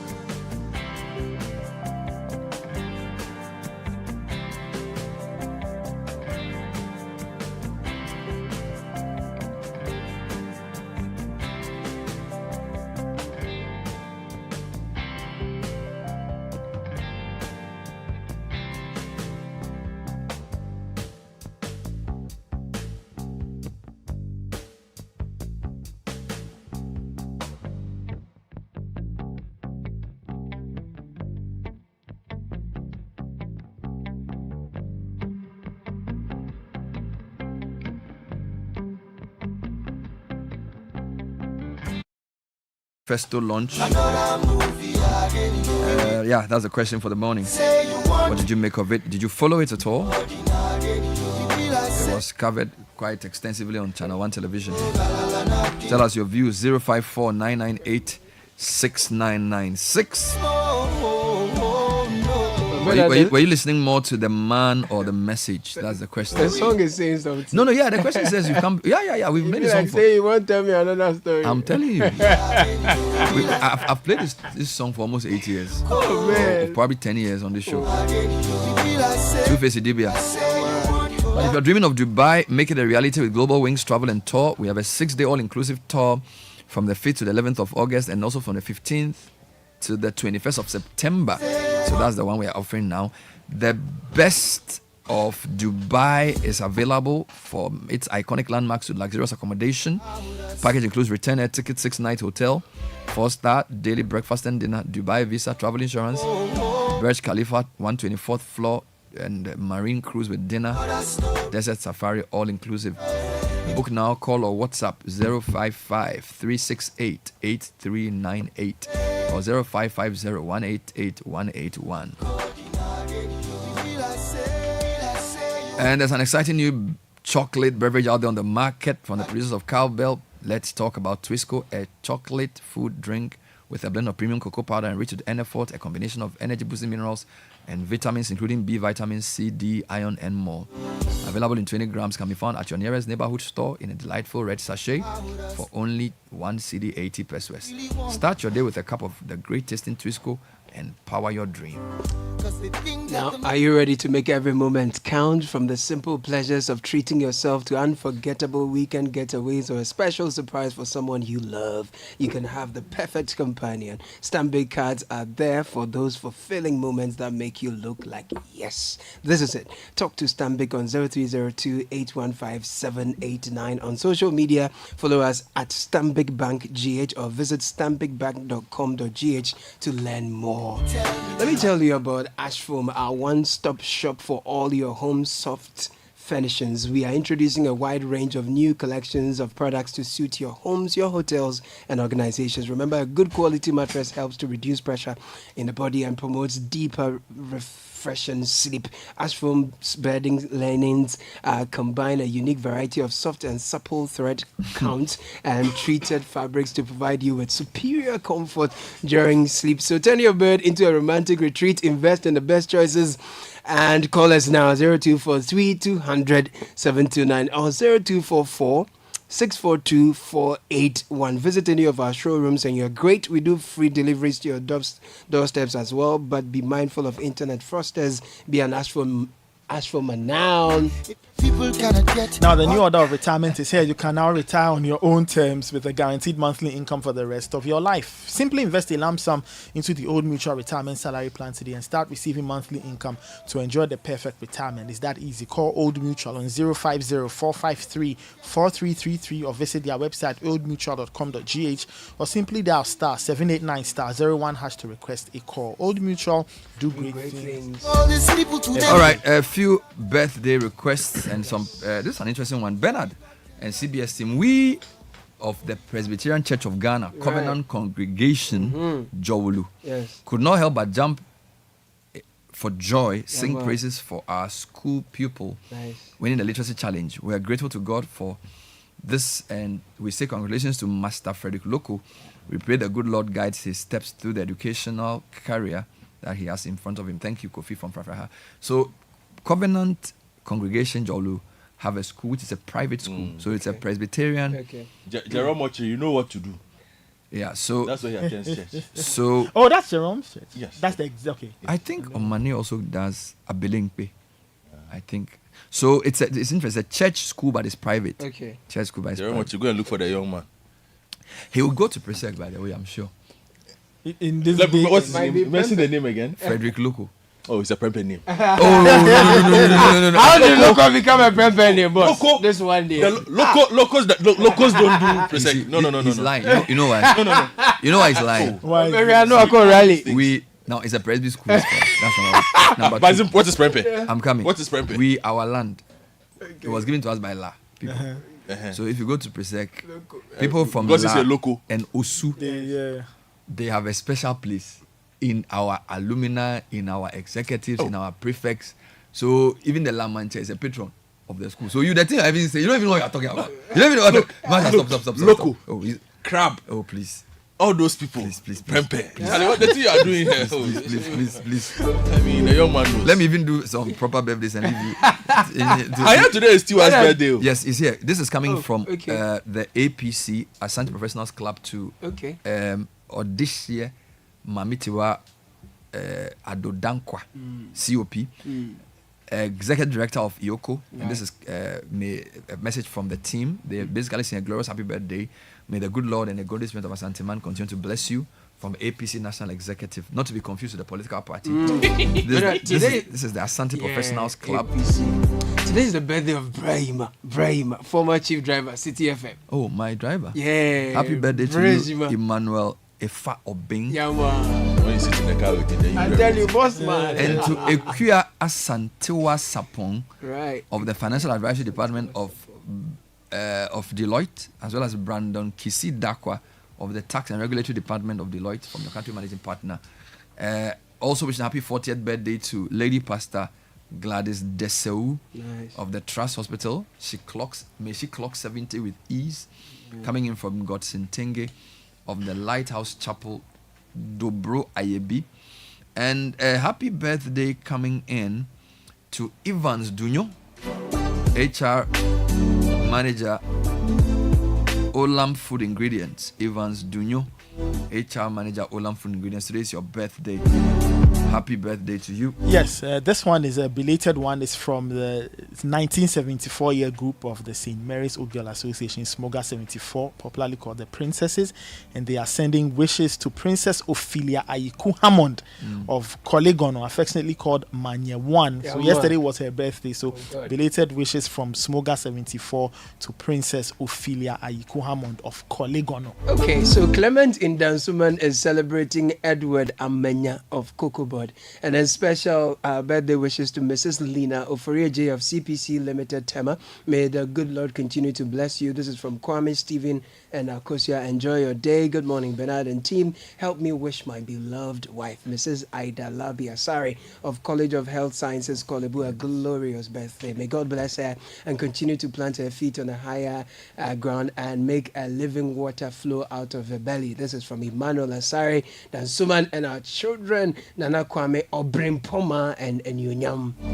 Patrick Sapong of Oyarifa is wishing his big sister, Honorable Amapoma Boating, MP for Joabing, and former Deputy Minister of Communication, a blissful birthday message. The Lord keep you and bless you. Amen. Make his face shine upon you and be gracious to you. Amen. The Lord shine his face upon you and give you peace. Amen. Numbers 6:24 to 26. It's a really nice one. I love it. Yeah, a very fabulous and happy birthday. I like that blessing.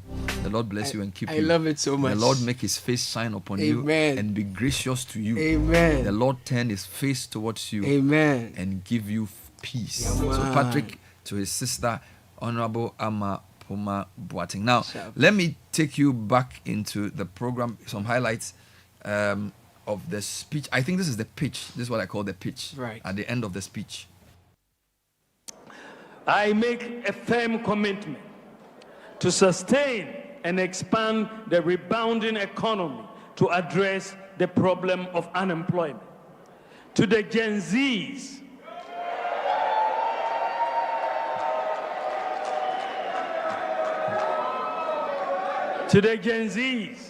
I am well plugged into the new world you belong. And I know the keys to press to unlock your potentials within. I am your plug to your dreams of a prosperous Ghana. I am your plug to creating opportunities and decent paying jobs. I shall offer you a problem-solving leadership built on my values of integrity, compassion, and sincerity. To this end, I have presented for your consideration our manifesto for 2024. The The manifesto. The manifesto is giving.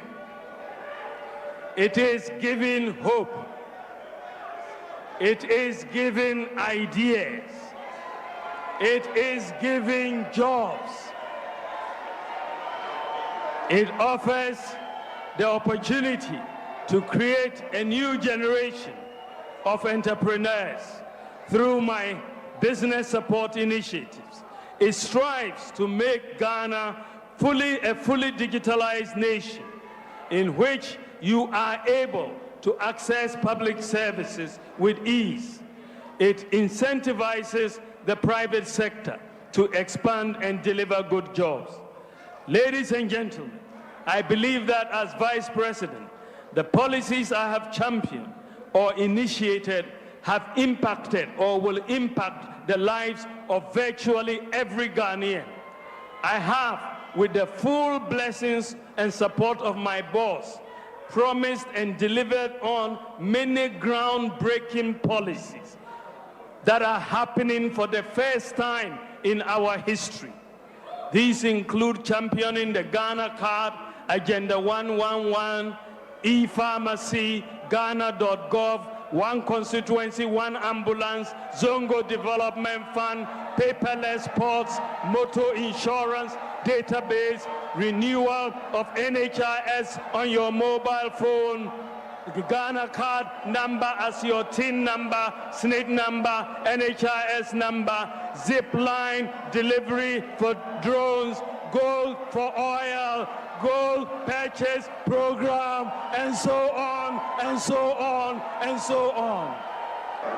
Through, ladies and gentlemen, through the successful implementation of these policies, I have proven to be a problem solver and a promise keeper.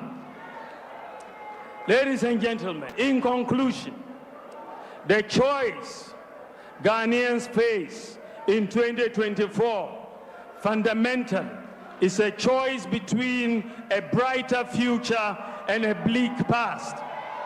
As I noted in my presentation at UPSA in February, we have to ask ourselves a number of questions in making that choice. If you want someone you can trust to come up with innovative and impactful ideas to transform Ghana, then it is Dr. Bawumia.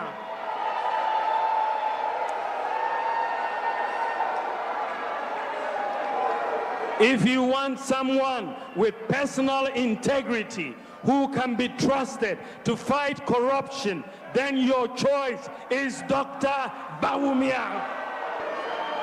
And if the person you have in mind is someone you can trust to work tirelessly and selflessly for Ghana, then it is Dr. Bawumia. If you want a leader with a proven record who you can trust to create jobs for the youth, then it is Dr. Bawumia. If you are looking for the man who has the vision and the commitment to prepare Ghana for the fourth industrial revolution, the digital revolution, then it is Dr. Bawumia. If you are looking for the man who is more committed to protecting and using the natural resources for the benefit of Ghanaians, then the answer is Dr. Bawumia. Who will be more accountable to Ghanaians? A one-term president like my opponent, or a person who can look to a long-term development of Ghana, because he will return to you after 4 years to render an account for the long term? It is Dr. Bawumia. Who can you trust? Who can you trust to protect free senior high school education? The answer is Dr. Bawumia. Who has demonstrated to the development, who has demonstrated a commitment to the development of deprived communities like our inner city communities and the Zongo communities. It is Dr. Bawumia. Who can you trust? Who can you trust to provide bold solutions to improve our economy, create jobs, and improve social protection? It is Dr. Bawumia. Ladies and gentlemen, I am determined to make a difference, a positive difference. I am determined to use the experience I have earned over the last 7 to 8 years from the challenges and the priorities we have tackled, from the successes we have chalked, to the hard work to succeed with you on the priorities that I have laid before you today. I will work for you, with honesty and integrity, with wisdom and decisiveness. I have clarity of mind as to what I want to do from day one as president. I will not ask you for a honeymoon to cool off and think about what to do with the responsibility you give me. I am prepared and ready to serve. You know what I stand for. You know my vision. I believe in the ingenuity of the Ghanaian. Together we can succeed in building a progressive society of possibilities, enterprise, compassion, open opportunities, and shared prosperity for every Ghanaian, born rich or poor, born in the north or the south, born Christian or Muslim, born a girl or a leper or a boy, a leper or a disabled person. I have never been president of Ghana before. I am presenting myself to you for the first time to ask for your precious vote to serve you as your president and to continue the development agenda of the MPP. When you make me president, inshallah, I will implement my own vision that I have outlined. In all humility, I will ask you to give me the opportunity to become one of the most impactful presidents in Ghana's history. In conclusion, dear Ghanaians, what I have presented today are just highlights of our manifesto. There are many more details and policies that are found in the full version. I implore you and entreat you all to read the full manifesto. This manifesto we are launching today is a manifesto of hope, a manifesto anchored on bold solutions to usher in the golden age of good governance and accountability, and a manifesto of possibilities focusing on quantum leaps in jobs and prosperity. Our positive mindset is built on a strong track record of innovations and achievements. Unlike our friends who regard every life-changing policy proposal as impossible, we in the MPP see possibilities. We innovate, deliver, and prosper. I mean to deliver for you and your family, for your future, for your business. Indeed, Bawumia means business. Now, you see more your team, my friends are still. Me put the anchor in petting mill. Me dying.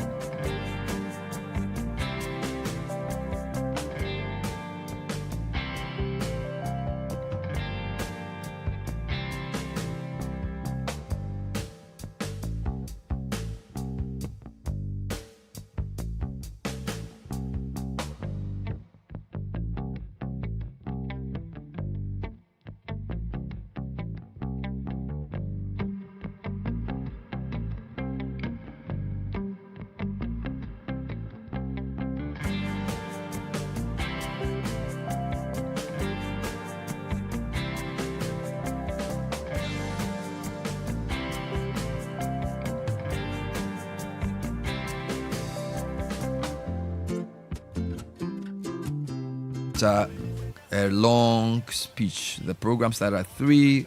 There was like 2 hours of various presentations. 10 different individuals spoke. I think I have the list here.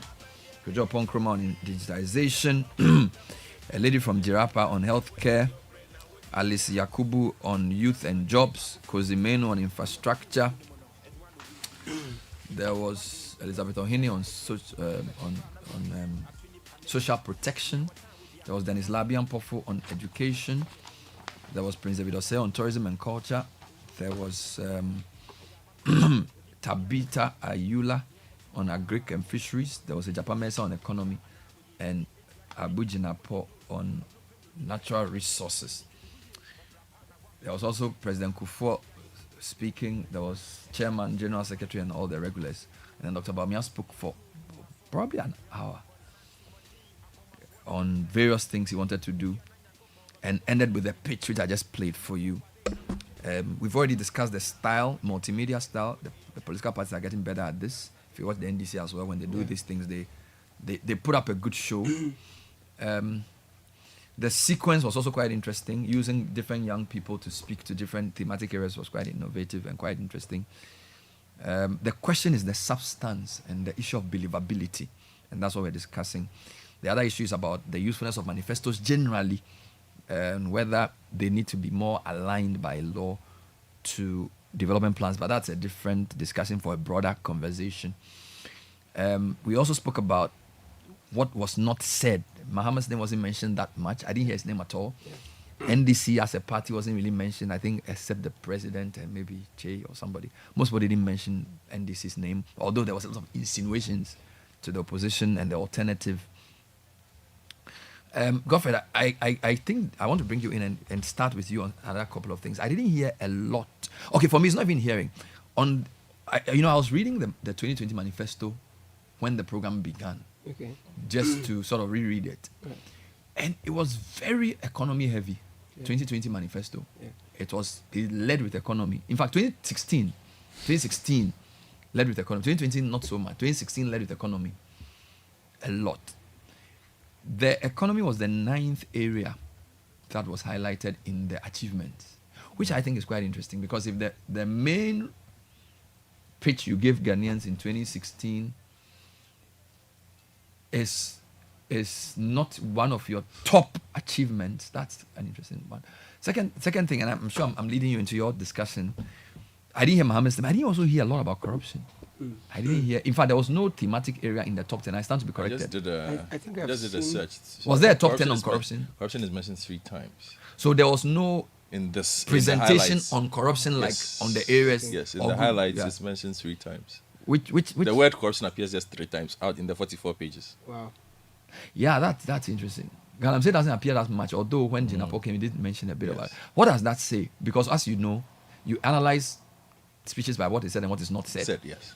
So you agree with me that Mahama wasn't mentioned because they didn't want to give him. I agree. I think it was a good strategy. And also because he's the front runner in this sense. Yeah. I think they can tell that, I don't know if they believe all the polls, but from all the polls that we've analyzed, and when you say a front runner, you can say the one who has what's the word? Yeah. He seems to have an advantage. Yes. So they didn't want to over. And I even think Mahama will appreciate the fact that he wasn't mentioned, because we have heard him say that, look, focus on your campaign and leave me alone.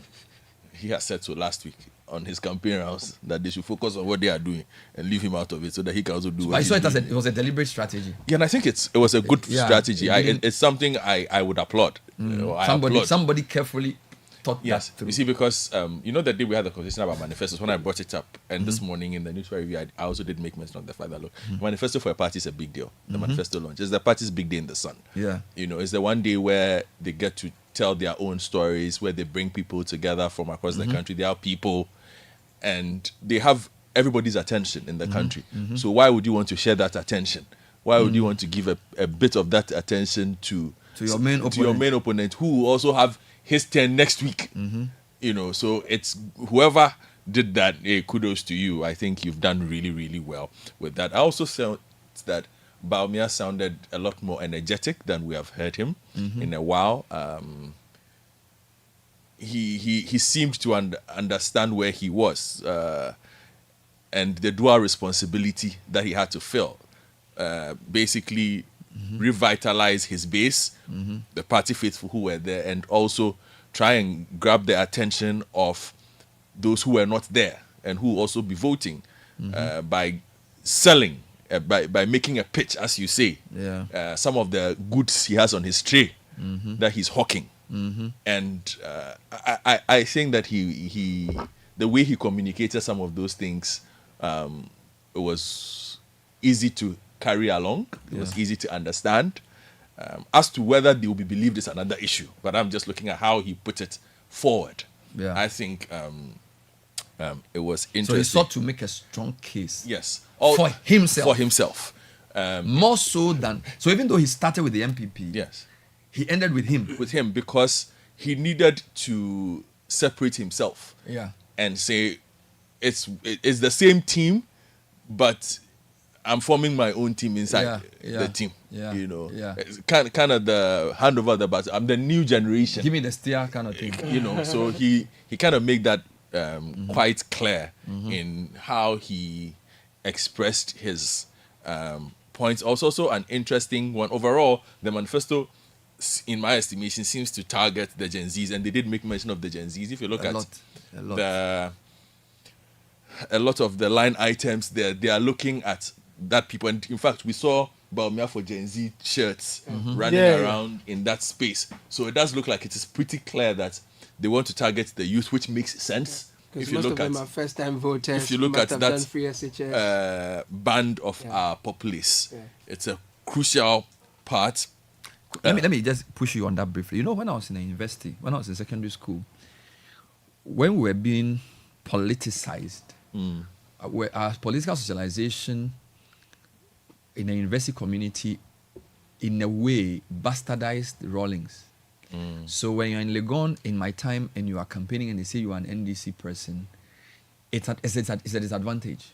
Do you understand my point? So what I'm trying to say is that the pitch for Gen Z is very important for both parties and other parties, because a lot of them were born in the year 2000. Yes. So they didn't even experience Rawlings. Yes. I was born in 1981. So I was, by the time 2000 election came, I was 19 years old. So I understood a lot of things around what was said. And I've also formed my own opinion about the reason this election is going to be different is that a lot of the new people have not lived through, they've only lived through democracy. So they've only known Kufuor. Okay, so Kufuor, Mills, Mahama, Akufo-Addo. So it's going to be much more difficult for even MPP to use, because in those days it was very easy to fall back on. So they kept saying Mahama is Rawlings, Mills is Rawlings Poodle, that whole sort of thing. So my point is that the Gen Zs, I wonder what insight is driving the messaging from both parties. Because don't forget, NDC last week did a youth manifesto launch. Yes. And then they did something with some influencers. I think both parties understand the Gen Zs will be important. But I'm not sure, I'm not quite sure if they really know what these so-called Gen Zs want. Okay, so everybody's trying to... The Gen Zs themselves... Do they know what don't know what they want? You know, but it's an interesting question. Maybe we should ask them. Yes. If you are Gen Z listening, you were born after year 2000. What do you really want from our politicians? And for me, my experience of this generation, it confuses me. Yes. You understand? Why? Because in my interactions with them, both physically and on social media as well, you sometimes tend to ask yourself, okay, do you understand what you're saying? But then again, you can't really make sense of a person from behind the phone. You understand? But when you meet them, you get the same vibe that they... So on social media, a lot of them, of course, seem like they feel they want more opportunity. Yes. They want more legitimacy. Yes. So I was at Asheti to speak to some students and their agencies, and they were like, you know what? I want to start a business. I have my idea. When I go to the GRA, when I have to register the business, they say I should pay some amount. And he was like, he doesn't have access to those people, and he thinks that the rules don't favor them. So they feel like the system is built and they are in a different world kind of thing. So I don't know if the politicians understand that, how they're going to solve it. It's going to be a hard puzzle for the politicians, but it's a key bundle in there. 13% of new votes are new. Yes. So almost 15%. Again, I look at this overall, and because you don't have time, I just want to make a few key points. I'm asking a couple of questions. A lot of money will be spent on some of the things that need to be done in this manifesto. And I'm asking myself, who's paying? Especially in this period of austerity. Exactly. Because one thing voters need to understand, everybody needs to understand, it's all well and good. A manifesto will not tell you the backstory. Even if we were to read the detailed manifesto, these are the highlights, it will not tell you where the money is coming from to pay for some of these things. And by that, I don't mean, but the point is this. Ghana currently, as we speak, and Ghana for the next 2 or 3 years, and if we are not careful, for the next 5 or 6 years, will operate its economy under certain conditions that are external. Yes. So if if a politician comes and tells you, do A, or I will do A, you need to go and check what the person who is paying for it is saying in his or her document or in his or her report as to where the money is coming from. Because if you look at some of the taxes that we've had, things that have happened in the energy sector, things that the finance ministry has done in partnership with the GRE, and you go and look at the conversations that were had with the IMF, for instance, you can immediately tell that suggestions were made and those suggestions were seen through in terms of the implementation side, to be able to get compliance, to get a certain amount of money. In fact, we just told that we are getting $1 billion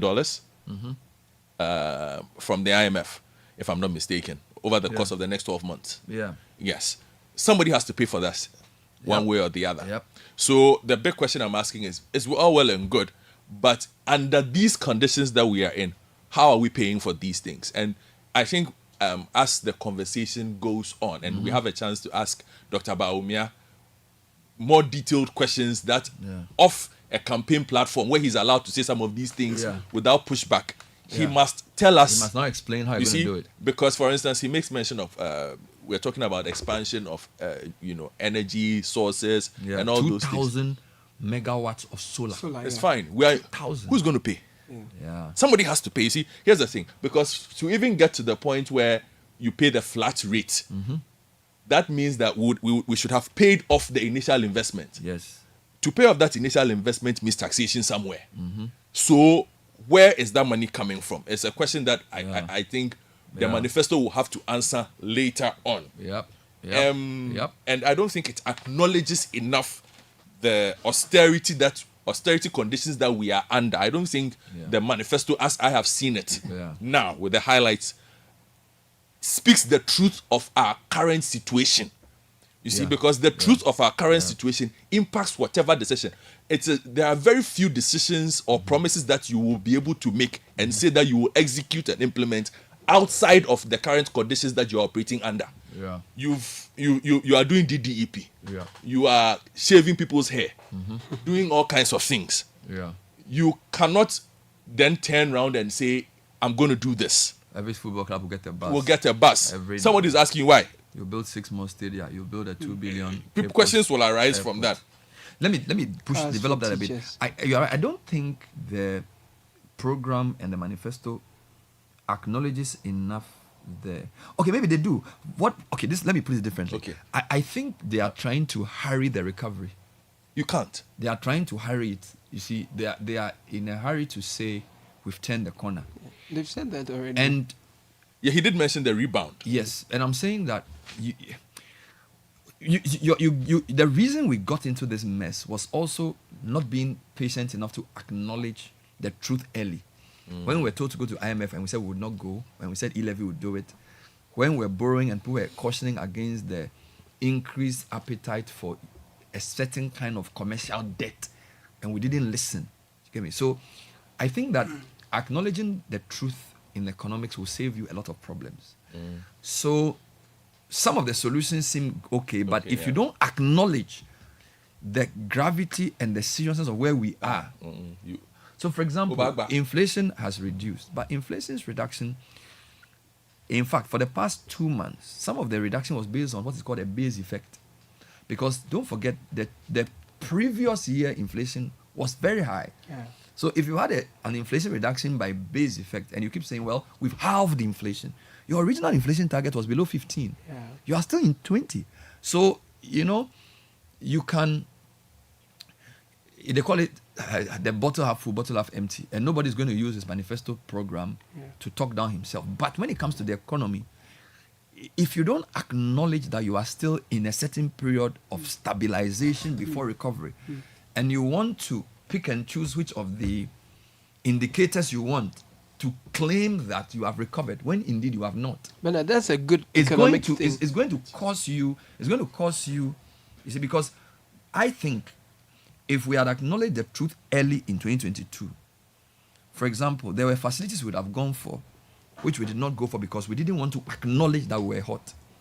In fact, I tell you this, as one of the key people who covered the decision to go to IMF, I think the president was surprised when the real facts on the economy were told to him in that July of 2022, when he then directed the information minister to issue a statement to tell the whole world we're going for IMF. I'm sure he was shocked because a few weeks earlier, the tone of the government on the economy was very triumphant.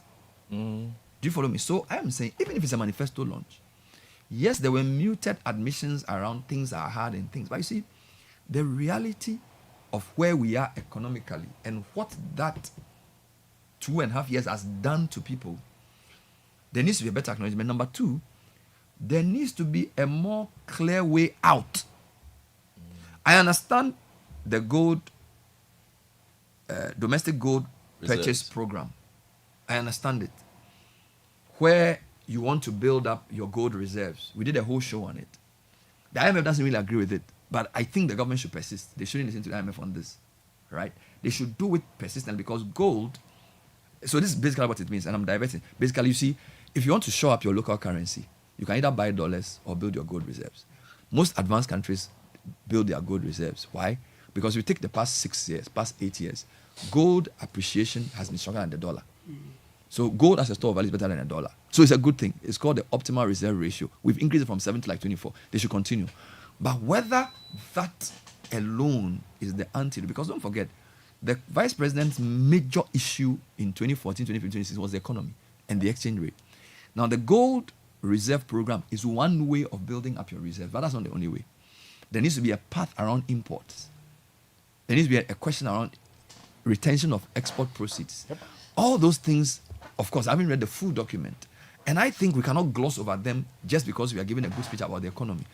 The level of detail he went to in explaining our economic problems, I'm not saying there's no limit in digitization and economy, but we need a more realistic admission of the problem and a more thorough explanation of the way out of this exchange rate problem, which has, according to ISE, led to job losses, strained incomes. I think it was last week front page story that the exchange rate problem has caused a lot of unrest in the labor sector. So I don't think they paid enough attention to it, but I yield back to you. Yes. Also interesting for me is the promise of cutting 3% of GDP from government expenditure, 30 billion Ghana cedis, and redirecting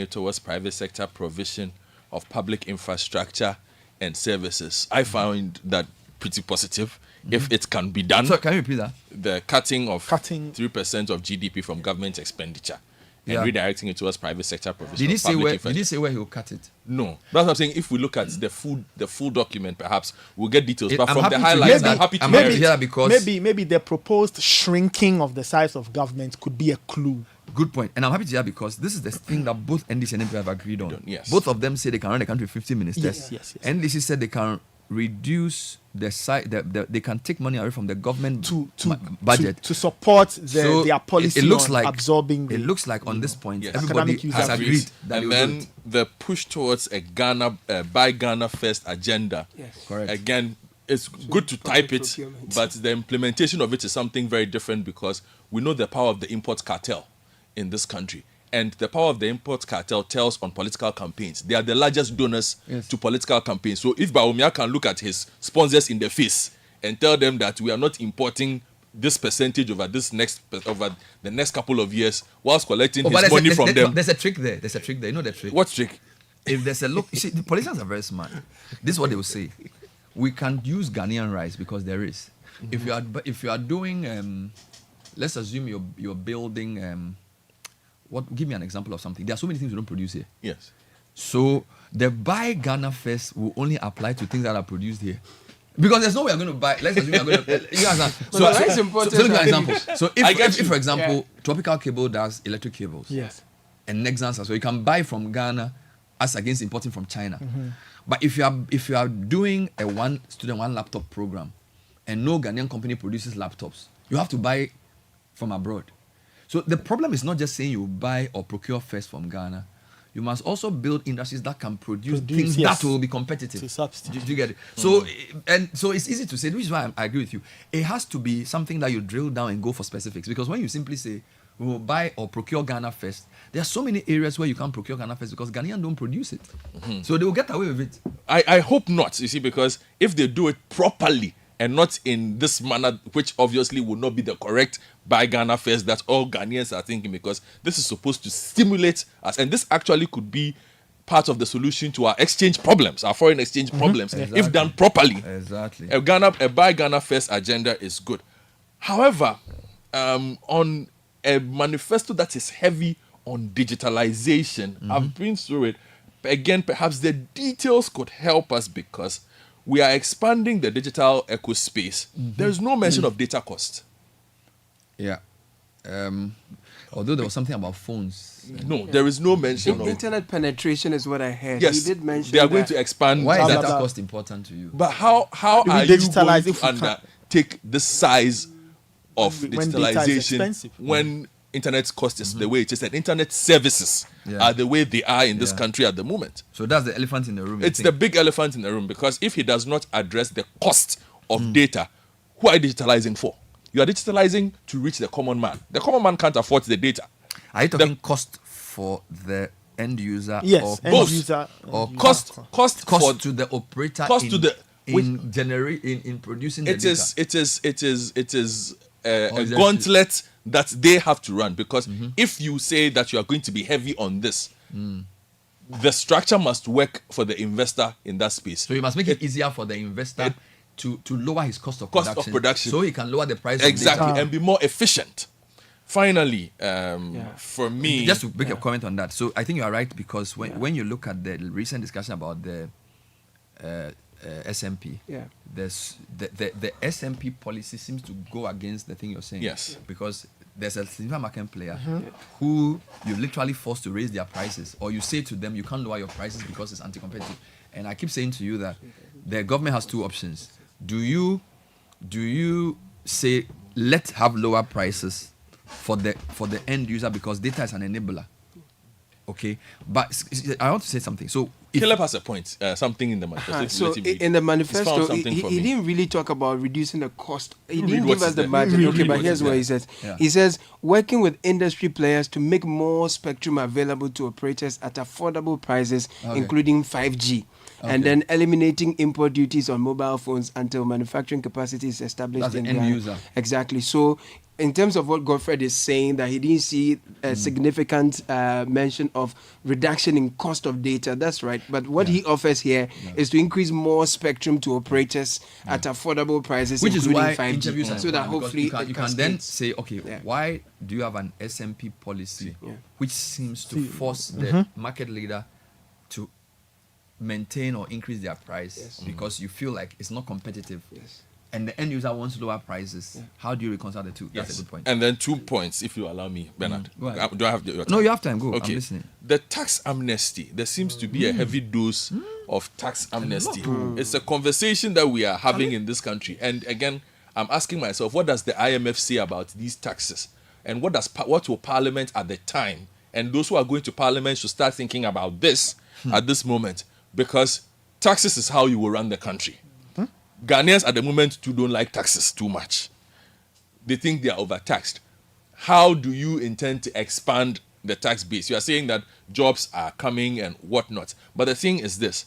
In talking about the achievements that they listed jobs, 2.3 million jobs as their achievement, which we know statistically we've not been able to prove. In fact, the government itself has not been able to provide data. We have to take pieces of data from different places to put together. Now, my position has always been, and I've mentioned this on the show several times, if you provide a certain number of jobs, be it, what kind of jobs are they? Are they, what is the quality of the jobs? 1. 2, are these jobs in the public and private sector? If they are, it should affect your tax band. It should affect your SNIT band. But we've been looking at the SNIT band and the tax band, and the increases are not, the sizes of the increases in that band don't match the jobs that are being created. So I'm asking myself, what kind of jobs are being created in that space? So if you tell me they are going to create jobs in this space, again, I have questions, particularly with the tax amnesties that are being mentioned here. Again, when the Ghana Statistical Service, in the last, let's say about a year or last few months, every time they talk about the unemployment numbers, but the Ghana Statistics highlights the fact that the unemployment gap is growing and growing. I've forgotten the number, but Bernard, you remember it. The amount of young people who are not employed, who are not in school, who are not undertaking training. So it's the NEET figure vacillates. It's actually come down in the last time they measured it. It's now about 2 million. Yeah, 2 million. But I take your point, because you see, in advanced societies, the unemployment figure is depoliticized. Yes. For me, what I would love to hear from our leaders is that we are going to allow institutions to do their work, so we will have the right figures. But you see, if you come and say you've created the most jobs since Fourth Republic, you've done the most roads since Fourth Republic, you've done the most distance. When you say such things, even if I am the head of the Statistical Service and I have evidence to show it's not true, I can't come out and say it. So for me, you see, the truth is what sets you free. So you cannot purport to manage an economy in truth if you make these very, what's the word I want to use?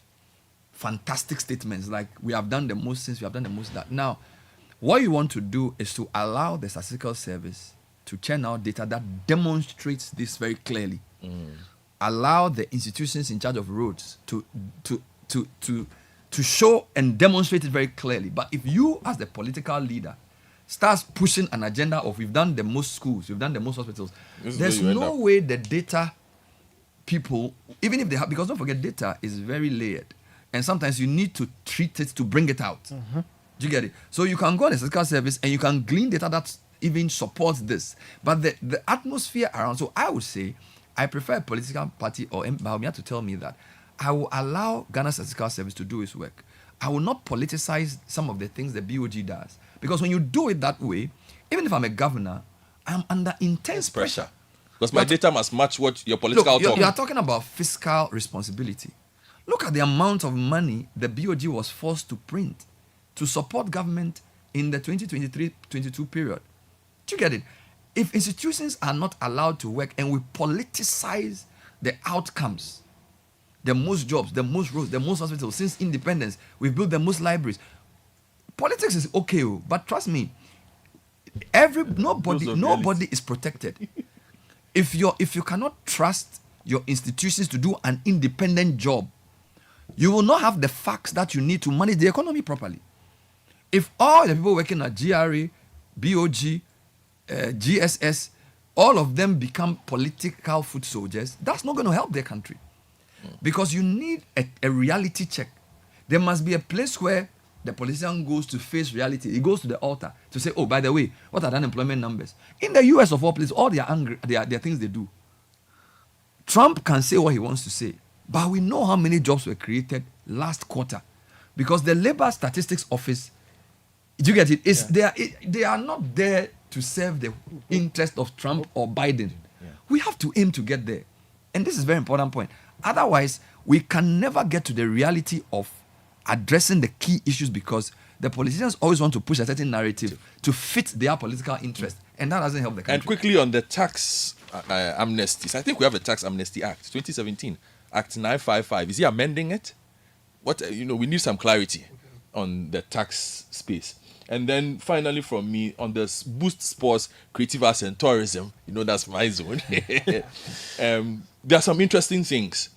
Implement an e-visa policy for all international visitors to Ghana to make visa acquisition fast and convenient for visitors. Of course, unless reciprocity occurs in that space, then otherwise it's going to be I don't know why I'm going to somebody from somewhere is coming here and I have to go and queue for 3 hours to go to that person's country.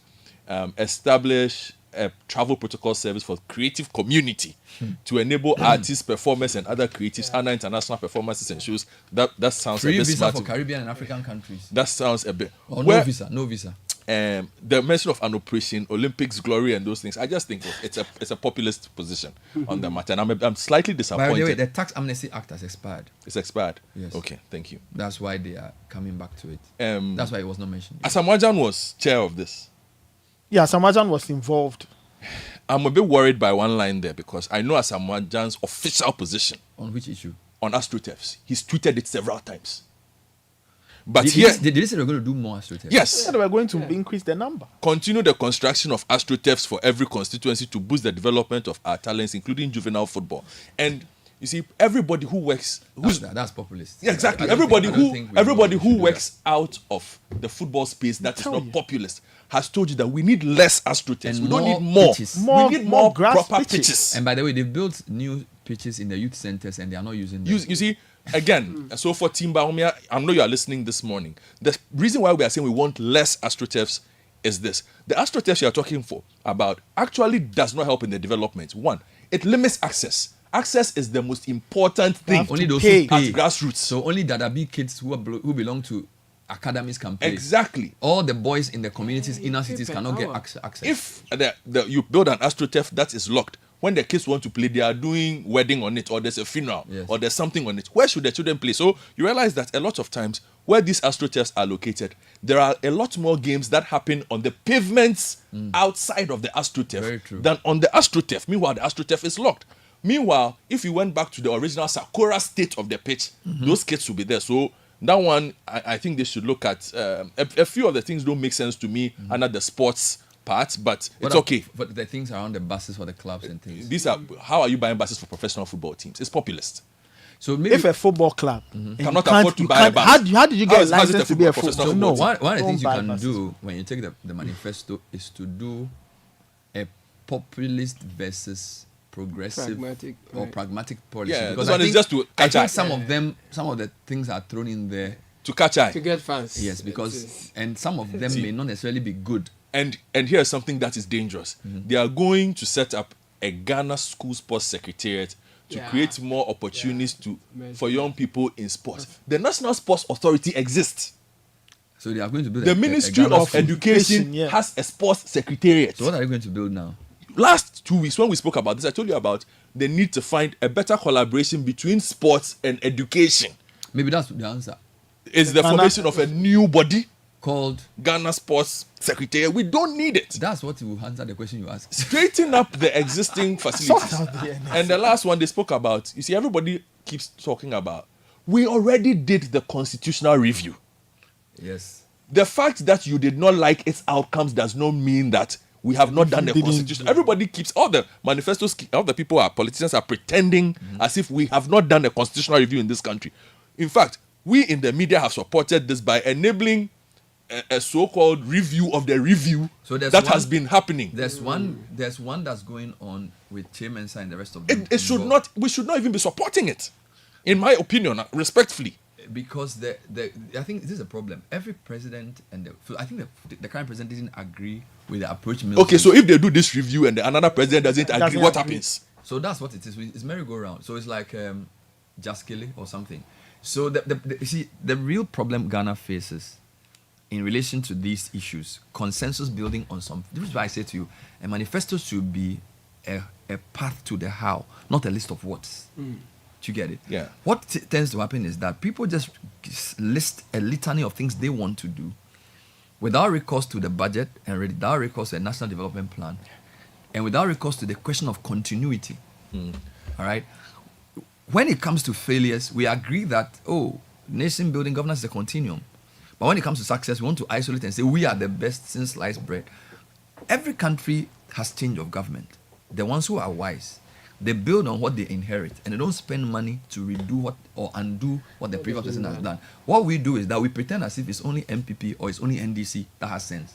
So when NDC comes, they do NDC things. When people can, they do MPP things. And we suffer at the end.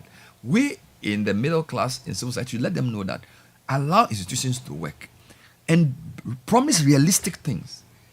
Car for the teachers and all these things. You see, the way to go about it, and this is the other thing, somehow the media picks on the populist ones, or maybe the politicians highlight the populist ones. So, nursing training allowance. See, the ones that sound catchy, I think the catchier they are, the less pragmatic. I think they are. I'm serious. It's true. Because, you see, a catchy slogan, I think fundamentally, one district, one factory. Sounds very good. But for me, when I studied German industrial development, I don't think Germany, and Germany is the world's, before China became the world's factory, for export industrial development model. Yeah. Germany start by adding value to food, to raw materials, and then build machines and cars.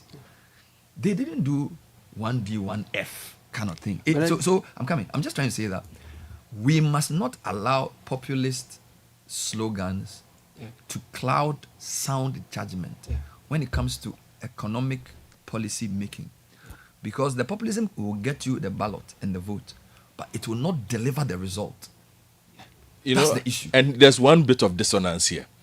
We are starting an Operation Olympics Glory program, dedicating resources towards the preparation and readiness of athletes to the 2028 Olympics in Los Angeles, USA, including where necessary, targeting specific sports for medals. If I go through the things that they are doing for the sports, so establish a sports development fund to develop sports infrastructure, talent, and grassroots sports programs, including the football seems to get mentioned a lot. Yeah. But the Olympics glory, no. Is it football we are going to play? What are you saying? What's the infrastructure for the other sports? So football gets more mention. Football mentioned. We are building a 5,000 seat capacity standard stadium. I'm sure they might tell us that there will be other sports there. Okay. Yeah. So but details. Football is where we have competitive advantage. Yes. So football is the passion of the nation. But Operation Olympics glory, we are only going to win gold medal in football. Is that what they said? I'm just saying that if you spend more on athletics, table tennis, tell us. I would have loved to hear. Well, as I said, there's a bigger document. His top 5 sports for Olympics glory are, where then you can say to get us Olympic glory, we believe athletics. Yes, that would have been interesting. So maybe I'd love to engage them a bit more. But I have the full document. Yeah, send it to me then. The full document is 260 pages. Oh, which is why I hesitate to make conclusive comments until you have. You've read the full document. We have mentioned what was originally shared was 44 pages, which is like the highlights. But when you go into the 260 pages, it does give a bit more details around the questions you've asked in the sports and other areas. So we'll read some comments on this.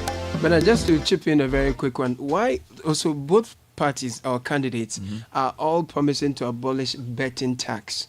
And one, you say that you're going to widen the range of tax. Yeah. You're going to reduce the tax burden in some way. Yeah. But the betting tax, you want to abolish it. Because a nuisance tax. The betting. Yes. You see, so this is okay. It's a sin tax. A sin tax is a tax on things we consider to be social vices. All right. So I think that people put the betting tax there inherently want to discourage betting. But I think that the two people who are running for office are targeting Gen Z votes. They are plugging into Gen Zs. So Gen Zs are betting. So they seem to be doing what you've just said. But I think that there's a reason for putting that tax there. So even though I don't like a lot of taxes, my view on his tax is that he has a lot of tax proposals for both import tax. And again, we just read a budget. So is it that there are rigidities in this budget that prevent him from implementing some? Or his views on taxes were not taken by the government? Do you understand? That's a very important question to answer because he says e-levy will go. Yeah.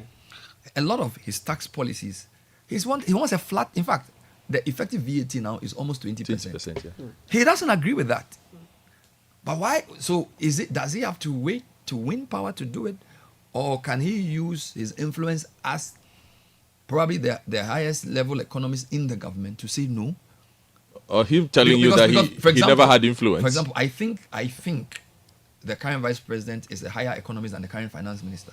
Yes. In terms of his experience. Both of them have PhDs, but I think he has more experience. So he should be able to say, bro, this thing you are putting in this budget, okay, fine. He is promising what he will do as president. So maybe the overbearing influence of the current president is on. But these are questions that people will ask. That if this flat tax is such a great idea, and you've been head of EMT for 7.5 years, why are we waiting Because the premise he gave was that you look at what I have done to see what else I can do. Yeah. And the argument is that a lot of the things you say you want to do, you could have done. Yeah. So do we need to wait for you to get the steer to do it? Does it mean that you and your boss disagree on this? Because the idea seems very common sense. Yeah. So why are you not implementing it now? That's the question that has to be addressed. 40 minutes past 9. Let's read some comments.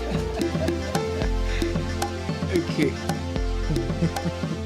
Let's run through some for us quickly before we have some two very important interviews. Okay. MTN Momo is 15. We'll be talking to them shortly. GCB Bank have some great news for us as well. Bernard Aaron Babako Kokomisa from Accra says, good morning to you. The relevance of the manifesto lies in the fact that it helps to differentiate the NPP from other political parties and allows voters to make informed decisions based on the party's policies and plans. It also serves as a tool for holding the NPP accountable if they fail to deliver on their promises once in power. Florence, Greta Estate High CBS team Baumia should have had the last say on the day. Absolutely right. He shoots us to the sky and his boss throws us to the ground. Florence says that. Jones the boy, good morning, Bernard. You are the same person controlling the affairs today and nothing seems to be working. As if that is not enough, turn around to give us another set of promises that you couldn't fulfill in 8 years. In fact, I am confused. Richmond from Accra. Hi, Bernard. I agree some of the manifesto promises have been made before, but Dr. Baumia wasn't president then and has never been. This manifesto was more thought through and addresses clear solutions, profess clear solutions to key challenges is the best I've heard in the politics of the Fourth Republic. Leslie from Choco. Good morning, Bernard and team. The first question worth asking is, does the NPP believe in this manifesto? If the party does, then there is no need waiting to be elected before implementing the policies. The NPP is in power. Nana Ofosu Apea. Good morning, Bernard and team. I could not listen to the entirety of Baumia's speech. Did he make any comment on whether he supports the constitutional review effort? I think we've answered this earlier. Mrs. Hatcher from Kaswa. Bernard, you guys have answered it. It be like, say, you won't tell me another story away, yo. Babamu from Tamale. Bernard and team, I think yesterday NPP's manifesto launch was superb. DMB was able to elaborate his vision and both solutions to Ghanaians. Indeed, Baumia means business. Kwame, good morning, guys. That's why I like Godfrey's analysis on policies and politics. Very deep. But how about manufacturing and production? They seem to be quite down on that. Bernard, you've made me think of how RLG might have been developed by now to be used for same purpose of distribution of laptops to students. Maybe they would have been producing right here in Ghana by now. Not only RLG, but similar ones that were brought down.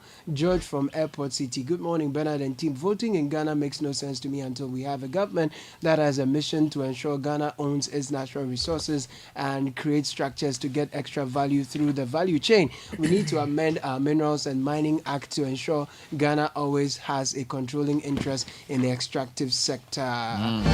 KD Abokobi, Bernard and team, don't you think it's about time the media and citizens start to push for a national development agenda instead of listening to these political wishes, aka manifestos from these political parties? Hashtag abolish party manifestos. Bernard, who is sponsoring the campaigns of the two major political parties so that at the end of the day we have wonderful manifestos? We've seen these before, but you get to know that the economics becomes different from the politics, so that those who are controlling, those who are providing the money for the campaign and all that become the decision makers. So a candidate may promise A, B, C, and D, but they get power and they find that some of their promises are contrary to the agenda of those who sponsor them. And you see this every election year, that those in opposition run a very lean campaign, and then those who are in government run a very lavish campaign. Where do they suddenly get all the money from? Who is sponsoring all these flashy things we are seeing? There's money. That's what happens. So you have the advantage of our system the is state a very machinery. interesting system. All right, 18 minutes past 9. Real good questions, Caleb. There are so many opportunities to discuss the details of that question and also the manifesto. Don't forget, we're just focusing on some highlights. Here's a quick comment from Heritage.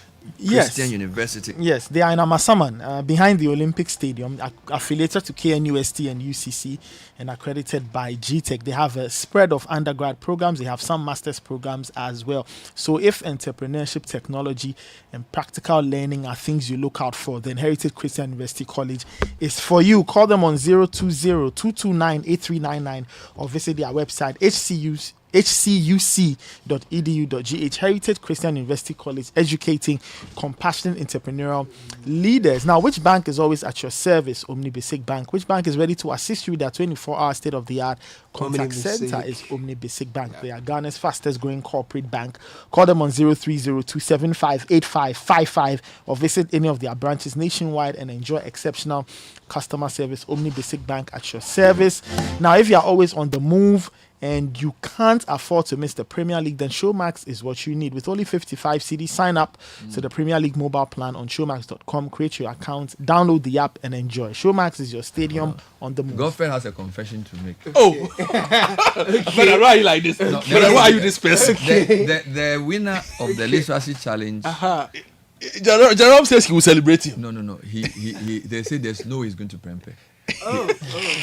There's no way anybody who has sent their son to a Covenant Presby school in Jowlu called Loco will look at Presec and say, I'm going to Prempeh. Even if they transfer his father to Kumasi, he will do Presec in Accra. There's no way. So that's that it's not even an argument. But I'm happy the church members are celebrating him. You know, Jerome says they are going to do something. You should be celebrating Presec when we win because you are trained by the Presby Church. You are. In fact, you are where you are because of the Presbyterian Church of Ghana. That's true. Yes. So when you are arguing Prempeh, think about that. In fact, you even came out of us. Yes. We are Presbyterian Methodist. The Methodist is an afterthought. This is the Citi Breakfast Show, the city's biggest conversation.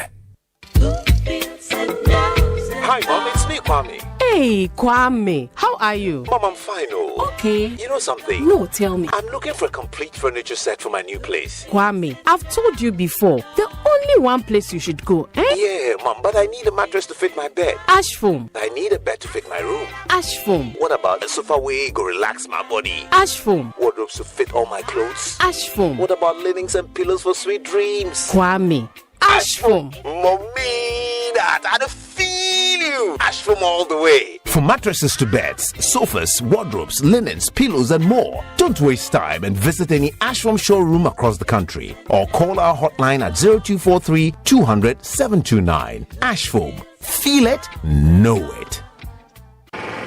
Hey, so what goes into building quality structures? I mean, literally, what goes into it? Wujaf, you don't want to be sitting here somewhere worrying whether or not you did a really good job. It'd be very simple equation. If there's no diamond cement in the mix, massa, forget it. Don't start cry. Menye, diamond cement has been providing builders, block makers, and construction companies that peace of mind for years. Diamond cement is 42.5 R grade cement, unbeatable quality made right here in Ghana. And because we have your pocket in mind, we provide 32.5 R grade so that everybody getting on. No long talk, Jack. If there's no diamond cement in the mix, don't start. Locate Diamond Cement Ghana Limited nationwide with factories in Aflao, Takrade, and Buipe, or call 0244-313-368 or 0540-111-978 or 0202-021-175. Diamond Cement, still as hard as a diamond.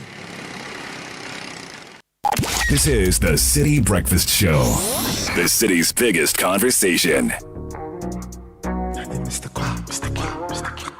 Things no they be. Charlie, life no they go. Me, I need Momo. Me, I need Momo. See Charlie, mommy, money. Charlie, mommy, cash. Life no they go. This is Citi 97. I need Momo. I need Momo. I need Momo. Things no they be.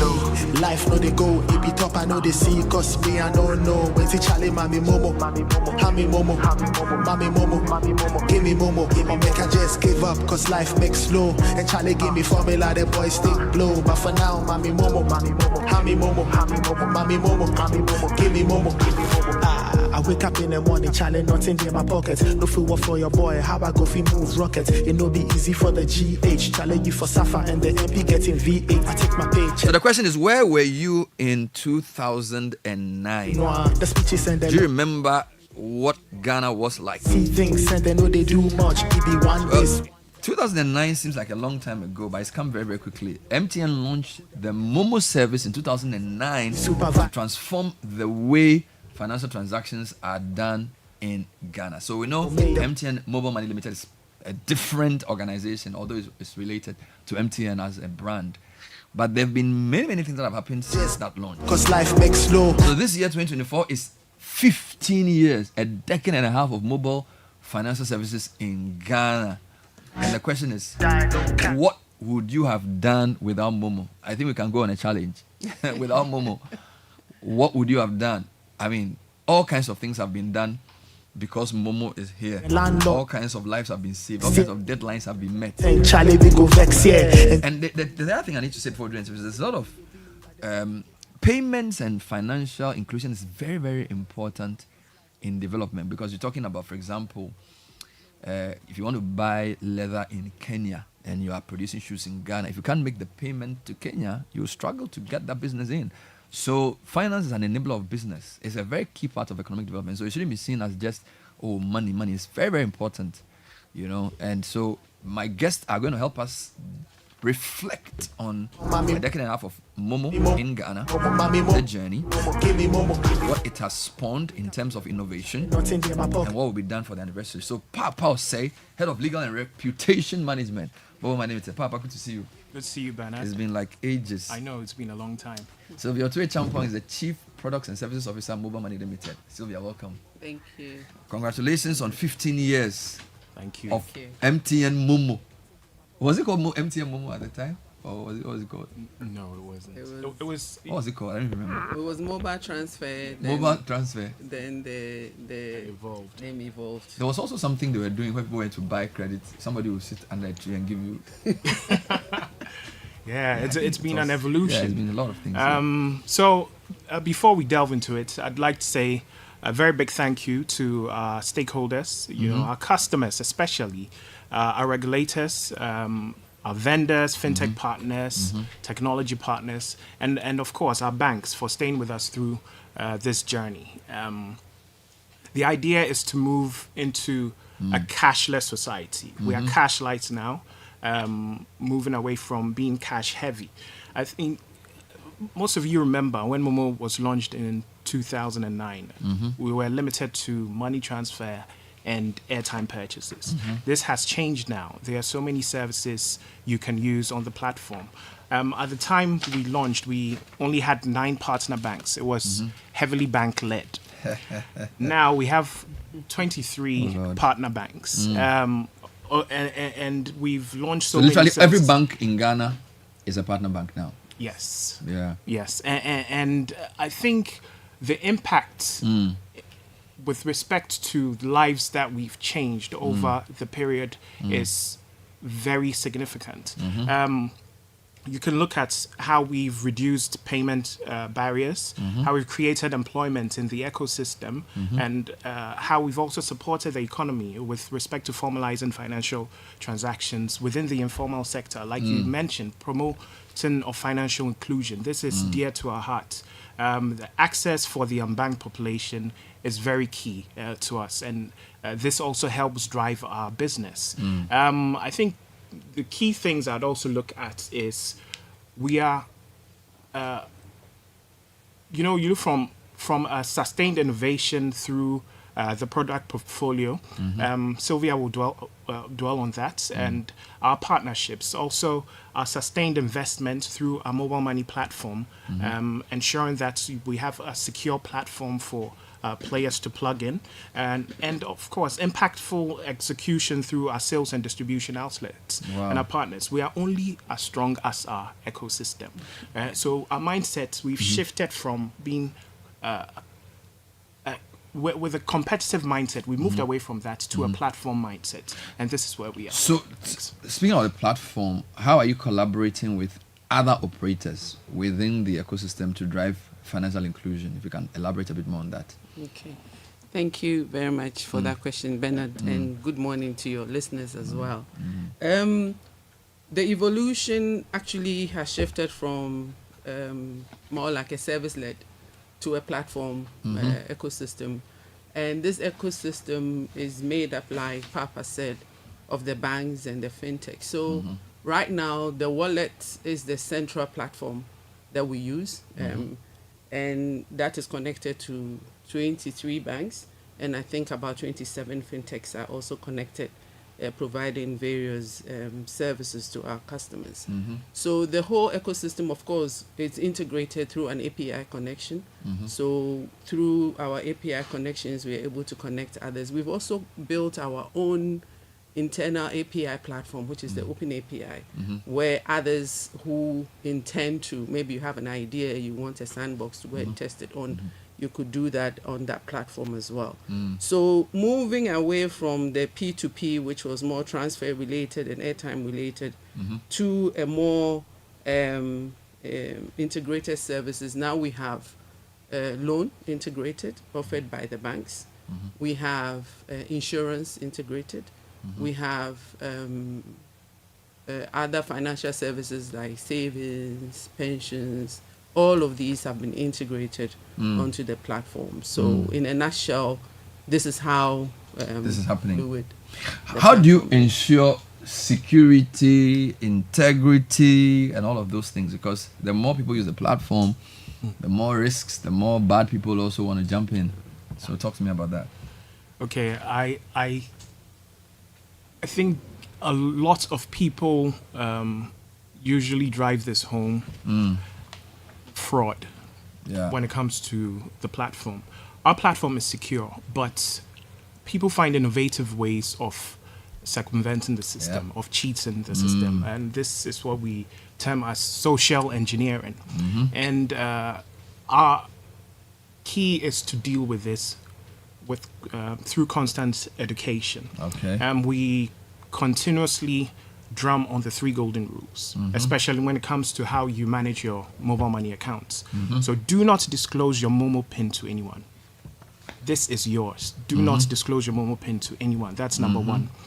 Do not have conversations about your wallets. This is your money with strangers. You know, you get people going to the agent and then handing them their phone. This is my PIN number.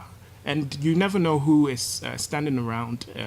Person can snatch your phone, have access to your PIN. Also, do not let others do transactions on your behalf. Very, very important. So our key is to drive home education on social fraud. And if you're not sure, you get a prompt on your phone that you have not initiated. Do not complete that transaction. Very important. It can open up your phone to so many things. We also collaborating, or we do actually collaborate with the Ghana Police Service. We recently signed a memorandum of understanding with IOCO to fight this menace, and it's very key. We even go to the extent of blocking your an IMEI. This identifies a phone that has been used in some of these fraudulent transactions. So we beg of you to be also vigilant. We'll do our best to ensure security. Let's talk about regulatory compliance. Let's talk about industry standards generally. How do you stay compliant? Okay, we are guided by the Payment Systems and Services Act. We are a dedicated electronic money issuer. So everything we do is in line with what the regulations say. When it comes to meeting our obligations, when it comes to drafting contracts, we ensure that our obligations are compliant with the law. When it also comes to how we report some of our be it fraudulent issues that we encounter, we've got the FIC where we channel some of these to. We also have our regulator, Bank of Ghana, who, you know, is a very major stakeholder when it comes to the ecosystem and how to ensure that the principles are rolled out, regulations are rolled out, help drive the ecosystem. We are a very compliant organization, and we do our regular audits in-house. All right. How did the e-levy or the implementation affect you? Did it affect you in any way? Because it's a big issue. Yeah, it did. When it was introduced, I think the initial reaction was to withdraw. So we did see transactions go down, but I believe with much education and the general public understanding the rationale, we started seeing more like an uplift or a comeback from 2023, and that has been sustained up until now. So yes, we did experience something. I also think on the back of that, with the drop from the 1.5% to what it is now, 1% made a difference. So I think that the lower it is, the better for customers who use our services. All right. We're still talking to friends from MTN Mobile Money Limited, which is so is it a subsidiary of MTN? What's the relationship? We are Scancom PLC, MTN itself owns 100% of Mobile Money Limited. We are the fintech arm of Mobile Money. of Scancom. Okay. But we are two separate entities. We are regulated by two different regulators. The NCA regulates the GSM side, and then the Bank of Ghana regulates the fintech side. So there's a clear distinction in terms of reporting lines and regulatory. CEO Shaibu Haruna, who oversees this space. But obviously, you are the crown in the jewel. You are the I mean, everybody's excited about what the future is, and even on the continent, I think everybody says mobile money has changed the way we live in a way that in the past 100 years is one of the biggest things that have happened. Absolutely. And I'm sure as a group, they are very proud of mobile money as a company because the way it's conducted itself, very consumer facing. How many agents do you have now? We have around 250,000 agents. No kidding. And about 250,000 human beings. Yeah. Wow. And then we've got across the country. Yeah, across the country. And these are self-employed people. Yes. So you basically created almost 300,000 jobs. It's actually about 500,000 jobs if you are including the merchants too. Oh Lord, yes. Yeah. If you add So the it's merchants. over. Yes. The merchants are about 100. Is there a platform where you meet all of them? Maybe one day. We do. Are you at the stadium or where are you meeting them? So it's or you can do regional meetings, because if you want to meet all your agents, the agents have leadership bodies. Yeah, but it's serious that these people 15 years ago, they wouldn't have had a job or they wouldn't have been working. And this is a proper work they do. It is. Because the service they provide is essentially like banking at the last mile. It is. You know? Yeah. And are these are people who come to you. Do you vet them? Because you're not employing them, but you sort of give them a chance to use tools that you have created. Yeah. So some of the work they do also affects your reputation. So you have to manage them too. Yes. So it's not that easy. It is. It's very complicated. Let's talk about the anniversary. So 15 years. What are you doing? Are we eating rice stew very plenty? What are we doing? What's the theme? What are some of the activities? Okay. So there are lots of activities for us in Mobile Money Limited. We are very excited. And this celebration is actually a joint one with all our stakeholders, including our customers. And so we have lined up really interesting activities. I want to start by touching on our app, which is My Momo.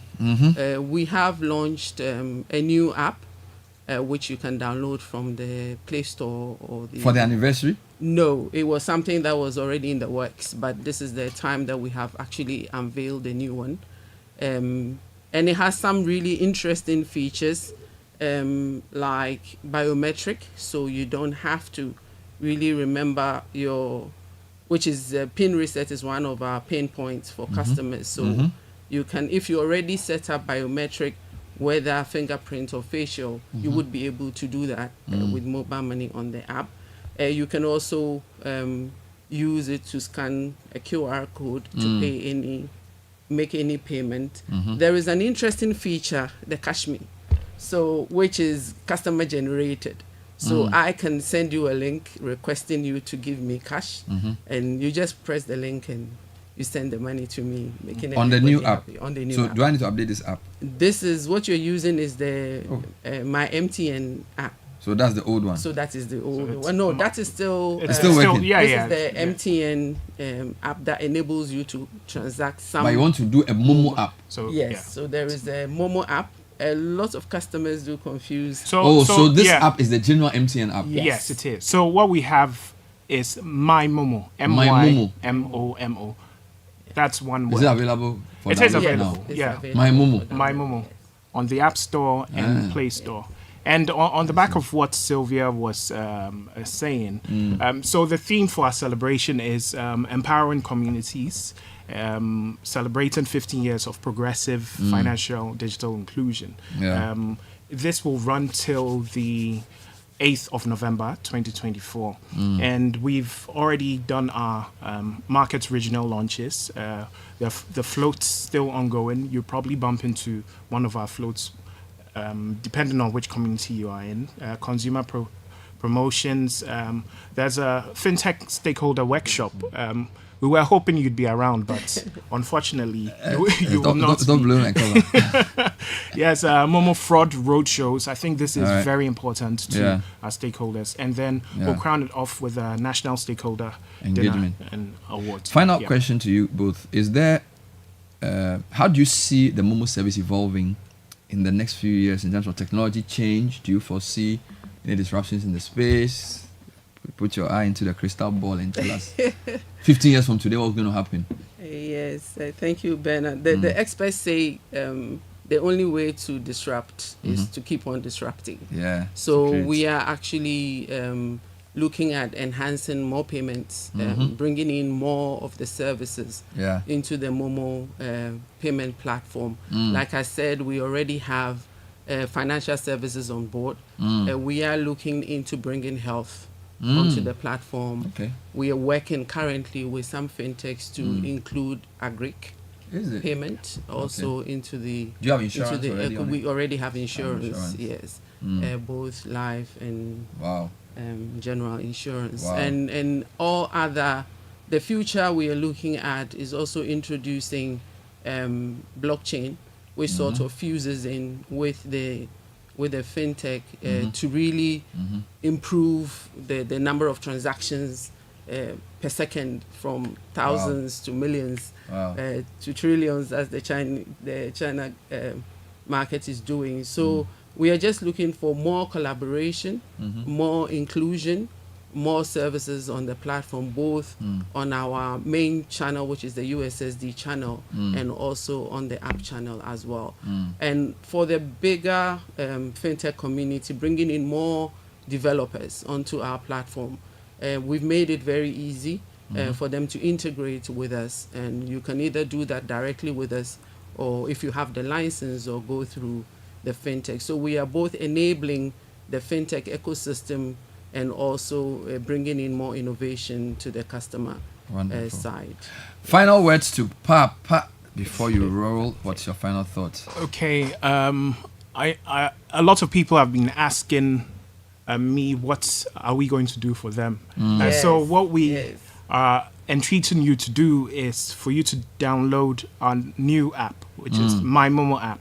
150 customers will be rewarded with 1,500 CDs.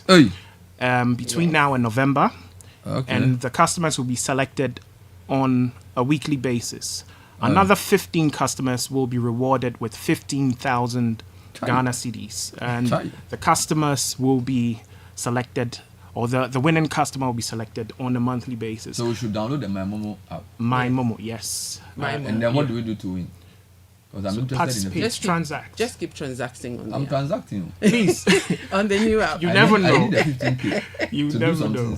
And of course, you can also refer. You can refer your friends. You'll get 300 megabytes free data. And once you install the app too. So there are so many things we're bringing to you. But I'd like to say a very big thank you. We appreciate all our stakeholders.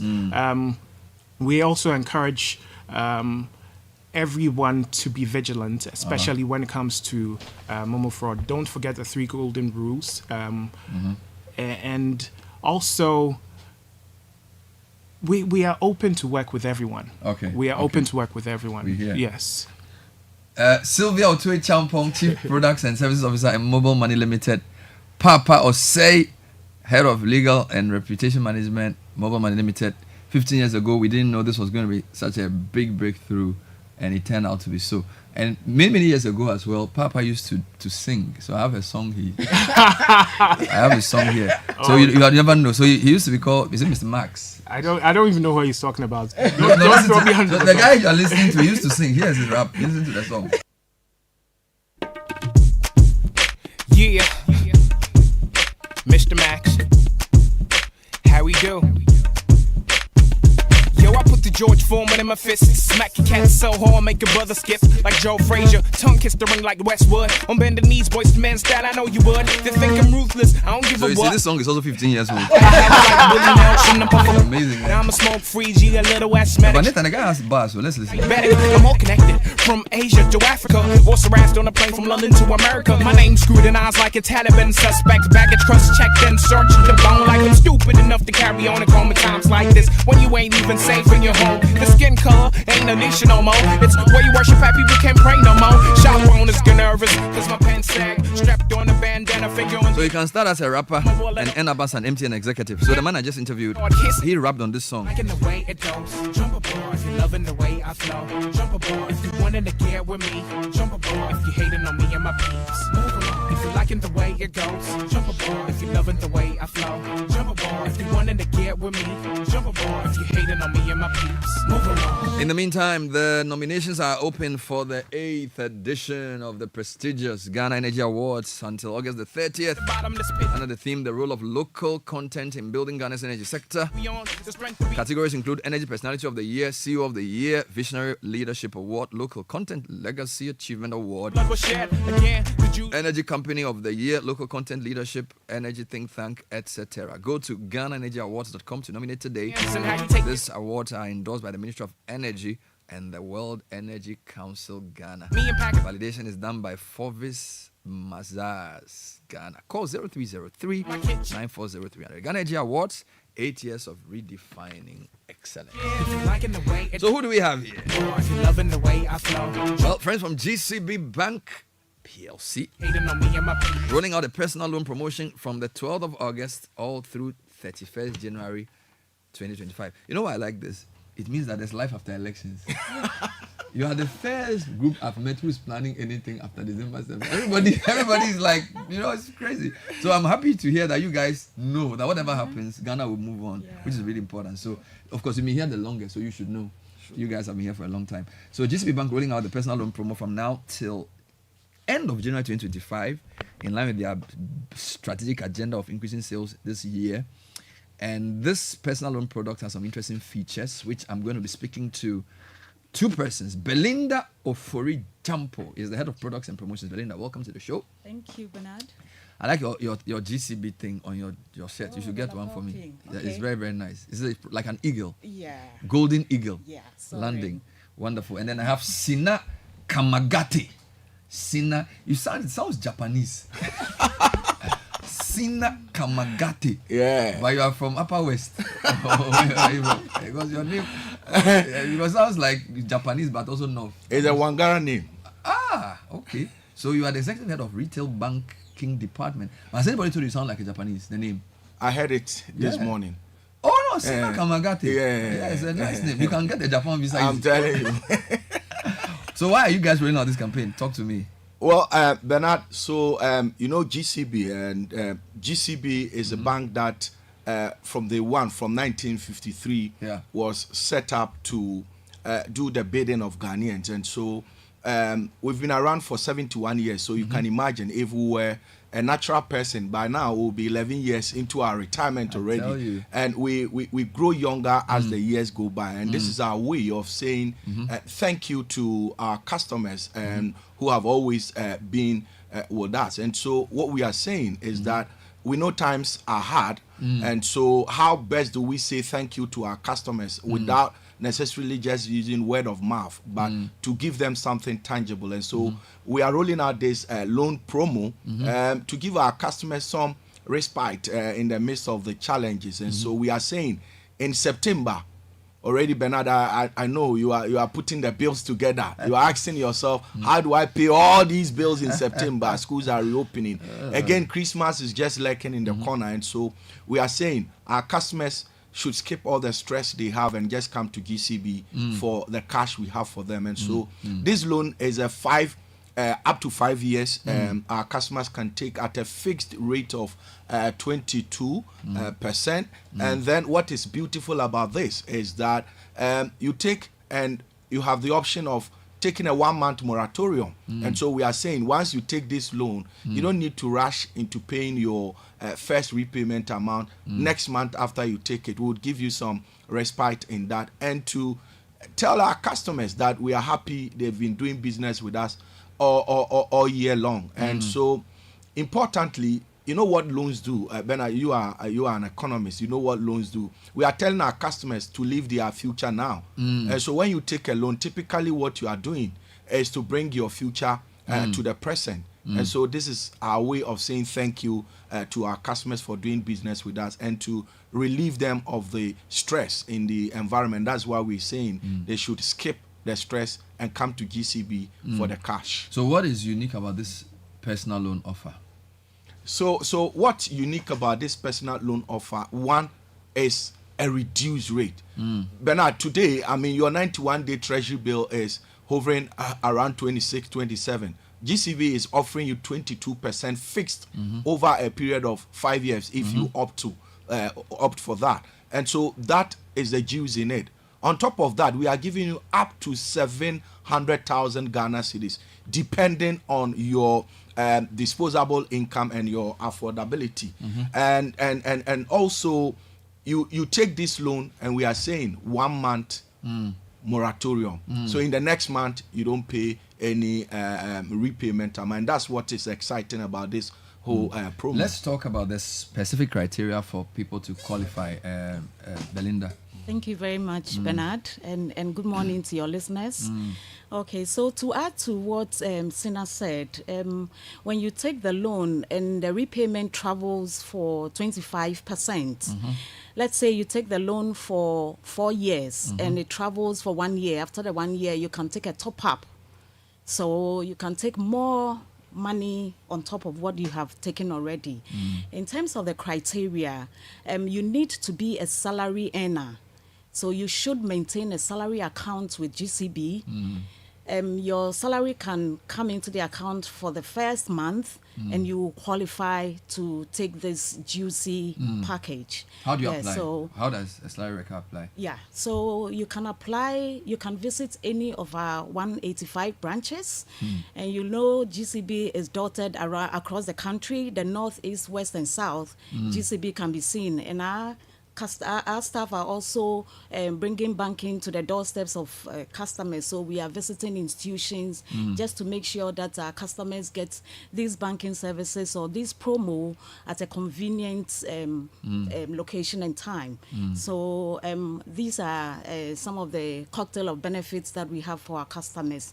And this is how simple it is to also patronize this promo. Is there a minimum amount that one can apply for under this promotion? Yes, there is. So the minimum is as low as 500 cedis and as high as 700,000.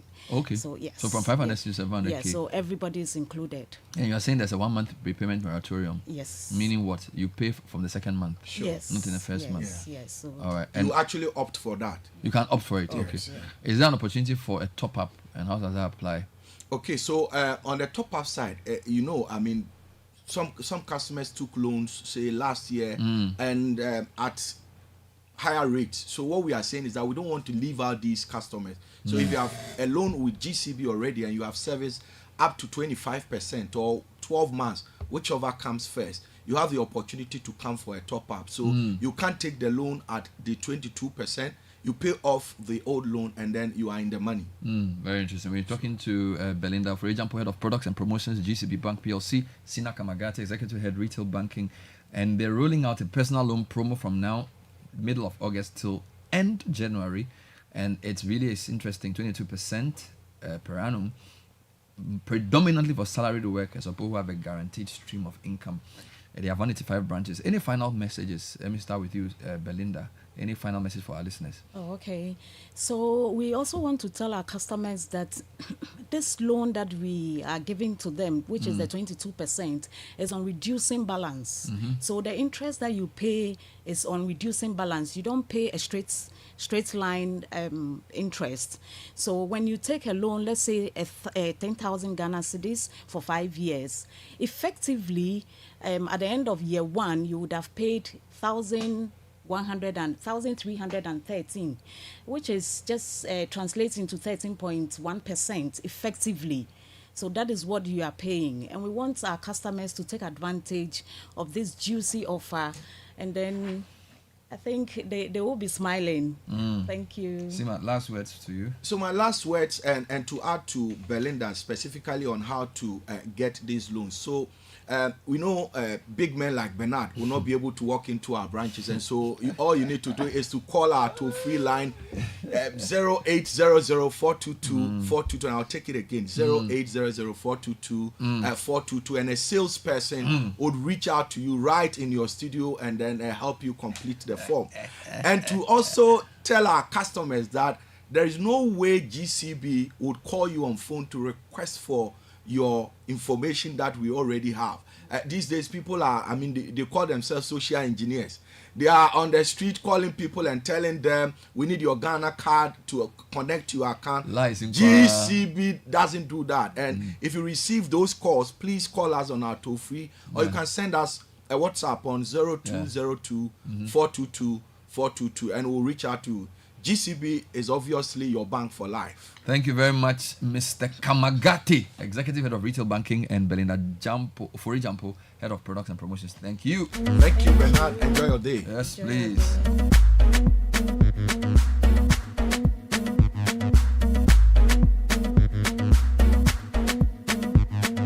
Time check, 5 minutes to 10. A couple more birthday requests coming in at the last minute.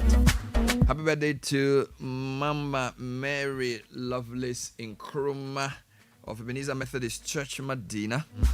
Message is, may you and your offspring be blessed in abundance. We pray a continuous good health, long life, and happiness. Enjoy your special day in Jesus' name. From your children, Ivy and Fifi, both in London, and Ebohegan and Michael Miracle in Ghana, and all your grand and great-grandchildren.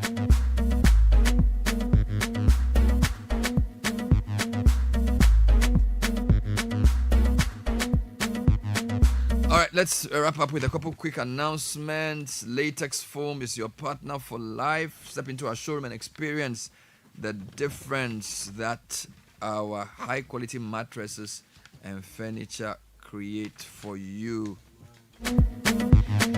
Picture waking up refreshed, rejuvenated, and ready to take on the world. That's the Latex Foam promise. Call 0302-231-155 or go to latexfoamghana.com. Join the meeting ACI Ghana Financial Markets Conference on the theme Navigating the Future, Innovation, Ethical Excellence, and Inclusion in Ghana's Financial Markets. Event will bring together over 500 participants, and it's an unmissable opportunity for networking. It's on Thursday, the 22nd of August, Grand Arena, Accra International Conference Center, 9 a.m. Topics include ethics in financial markets, investment opportunities in Ghana and fintech, and financial inclusion. For more information, call 0243-054-891 or 0244-583725. Are you satisfied with the public service delivery? Are you aware of any wrongdoing or irregular occurrences in any public institution? As a taxpayer, how can you help the Auditor General hold public institutions accountable? Well, the Auditor General and the Ghana Audit Service invite you to engage with them through the Citizens Eye mobile app. This app allows citizens and non-citizens to report suspected cases of poor service delivery, whether it's a hospital or a public establishment, mismanagement of public resources, abuse of government property, fraud, wastage, and other irregularities to the Auditor General through the Citizens Eye mobile app. Sure. We give you our assistant and we give you our assurance that your identity will be protected always. Reports captured from the app will inform the Auditor General on which areas of public service delivery requires urgent attention for corrective actions to be taken to stop these irregularities before they escalate. Now, you can go to the mobile Google Play Store, the Apple Store, and download Citizen Eye. That's the name, Citizen Eye, or go to www.audit.gov.gh. This app is powered by the Ghana Audit Service with support from the German Federal Ministry of Economic Cooperation and Development and Swiss State Secretariat for Economic Affairs, SECO, through GIZ. Now, if you have not had breakfast yet, listen, consider the new chocolate beverage out there. It's called Twitsco. It's coming from producers of Cowbell chocolate food drink with a blend of premium cocoa powder enriched with NF4. It's available in 20G. You can find this at a neighborhood store near you. It goes for 1 cedi 80 pesos, please. And so grab one, empty its content, mix it with 180 ml of previously boiled water, add milk, stir, and enjoy. That's how you power up your morning with a cup of the great tasting Twitsco. You power your dream. This advert is epic.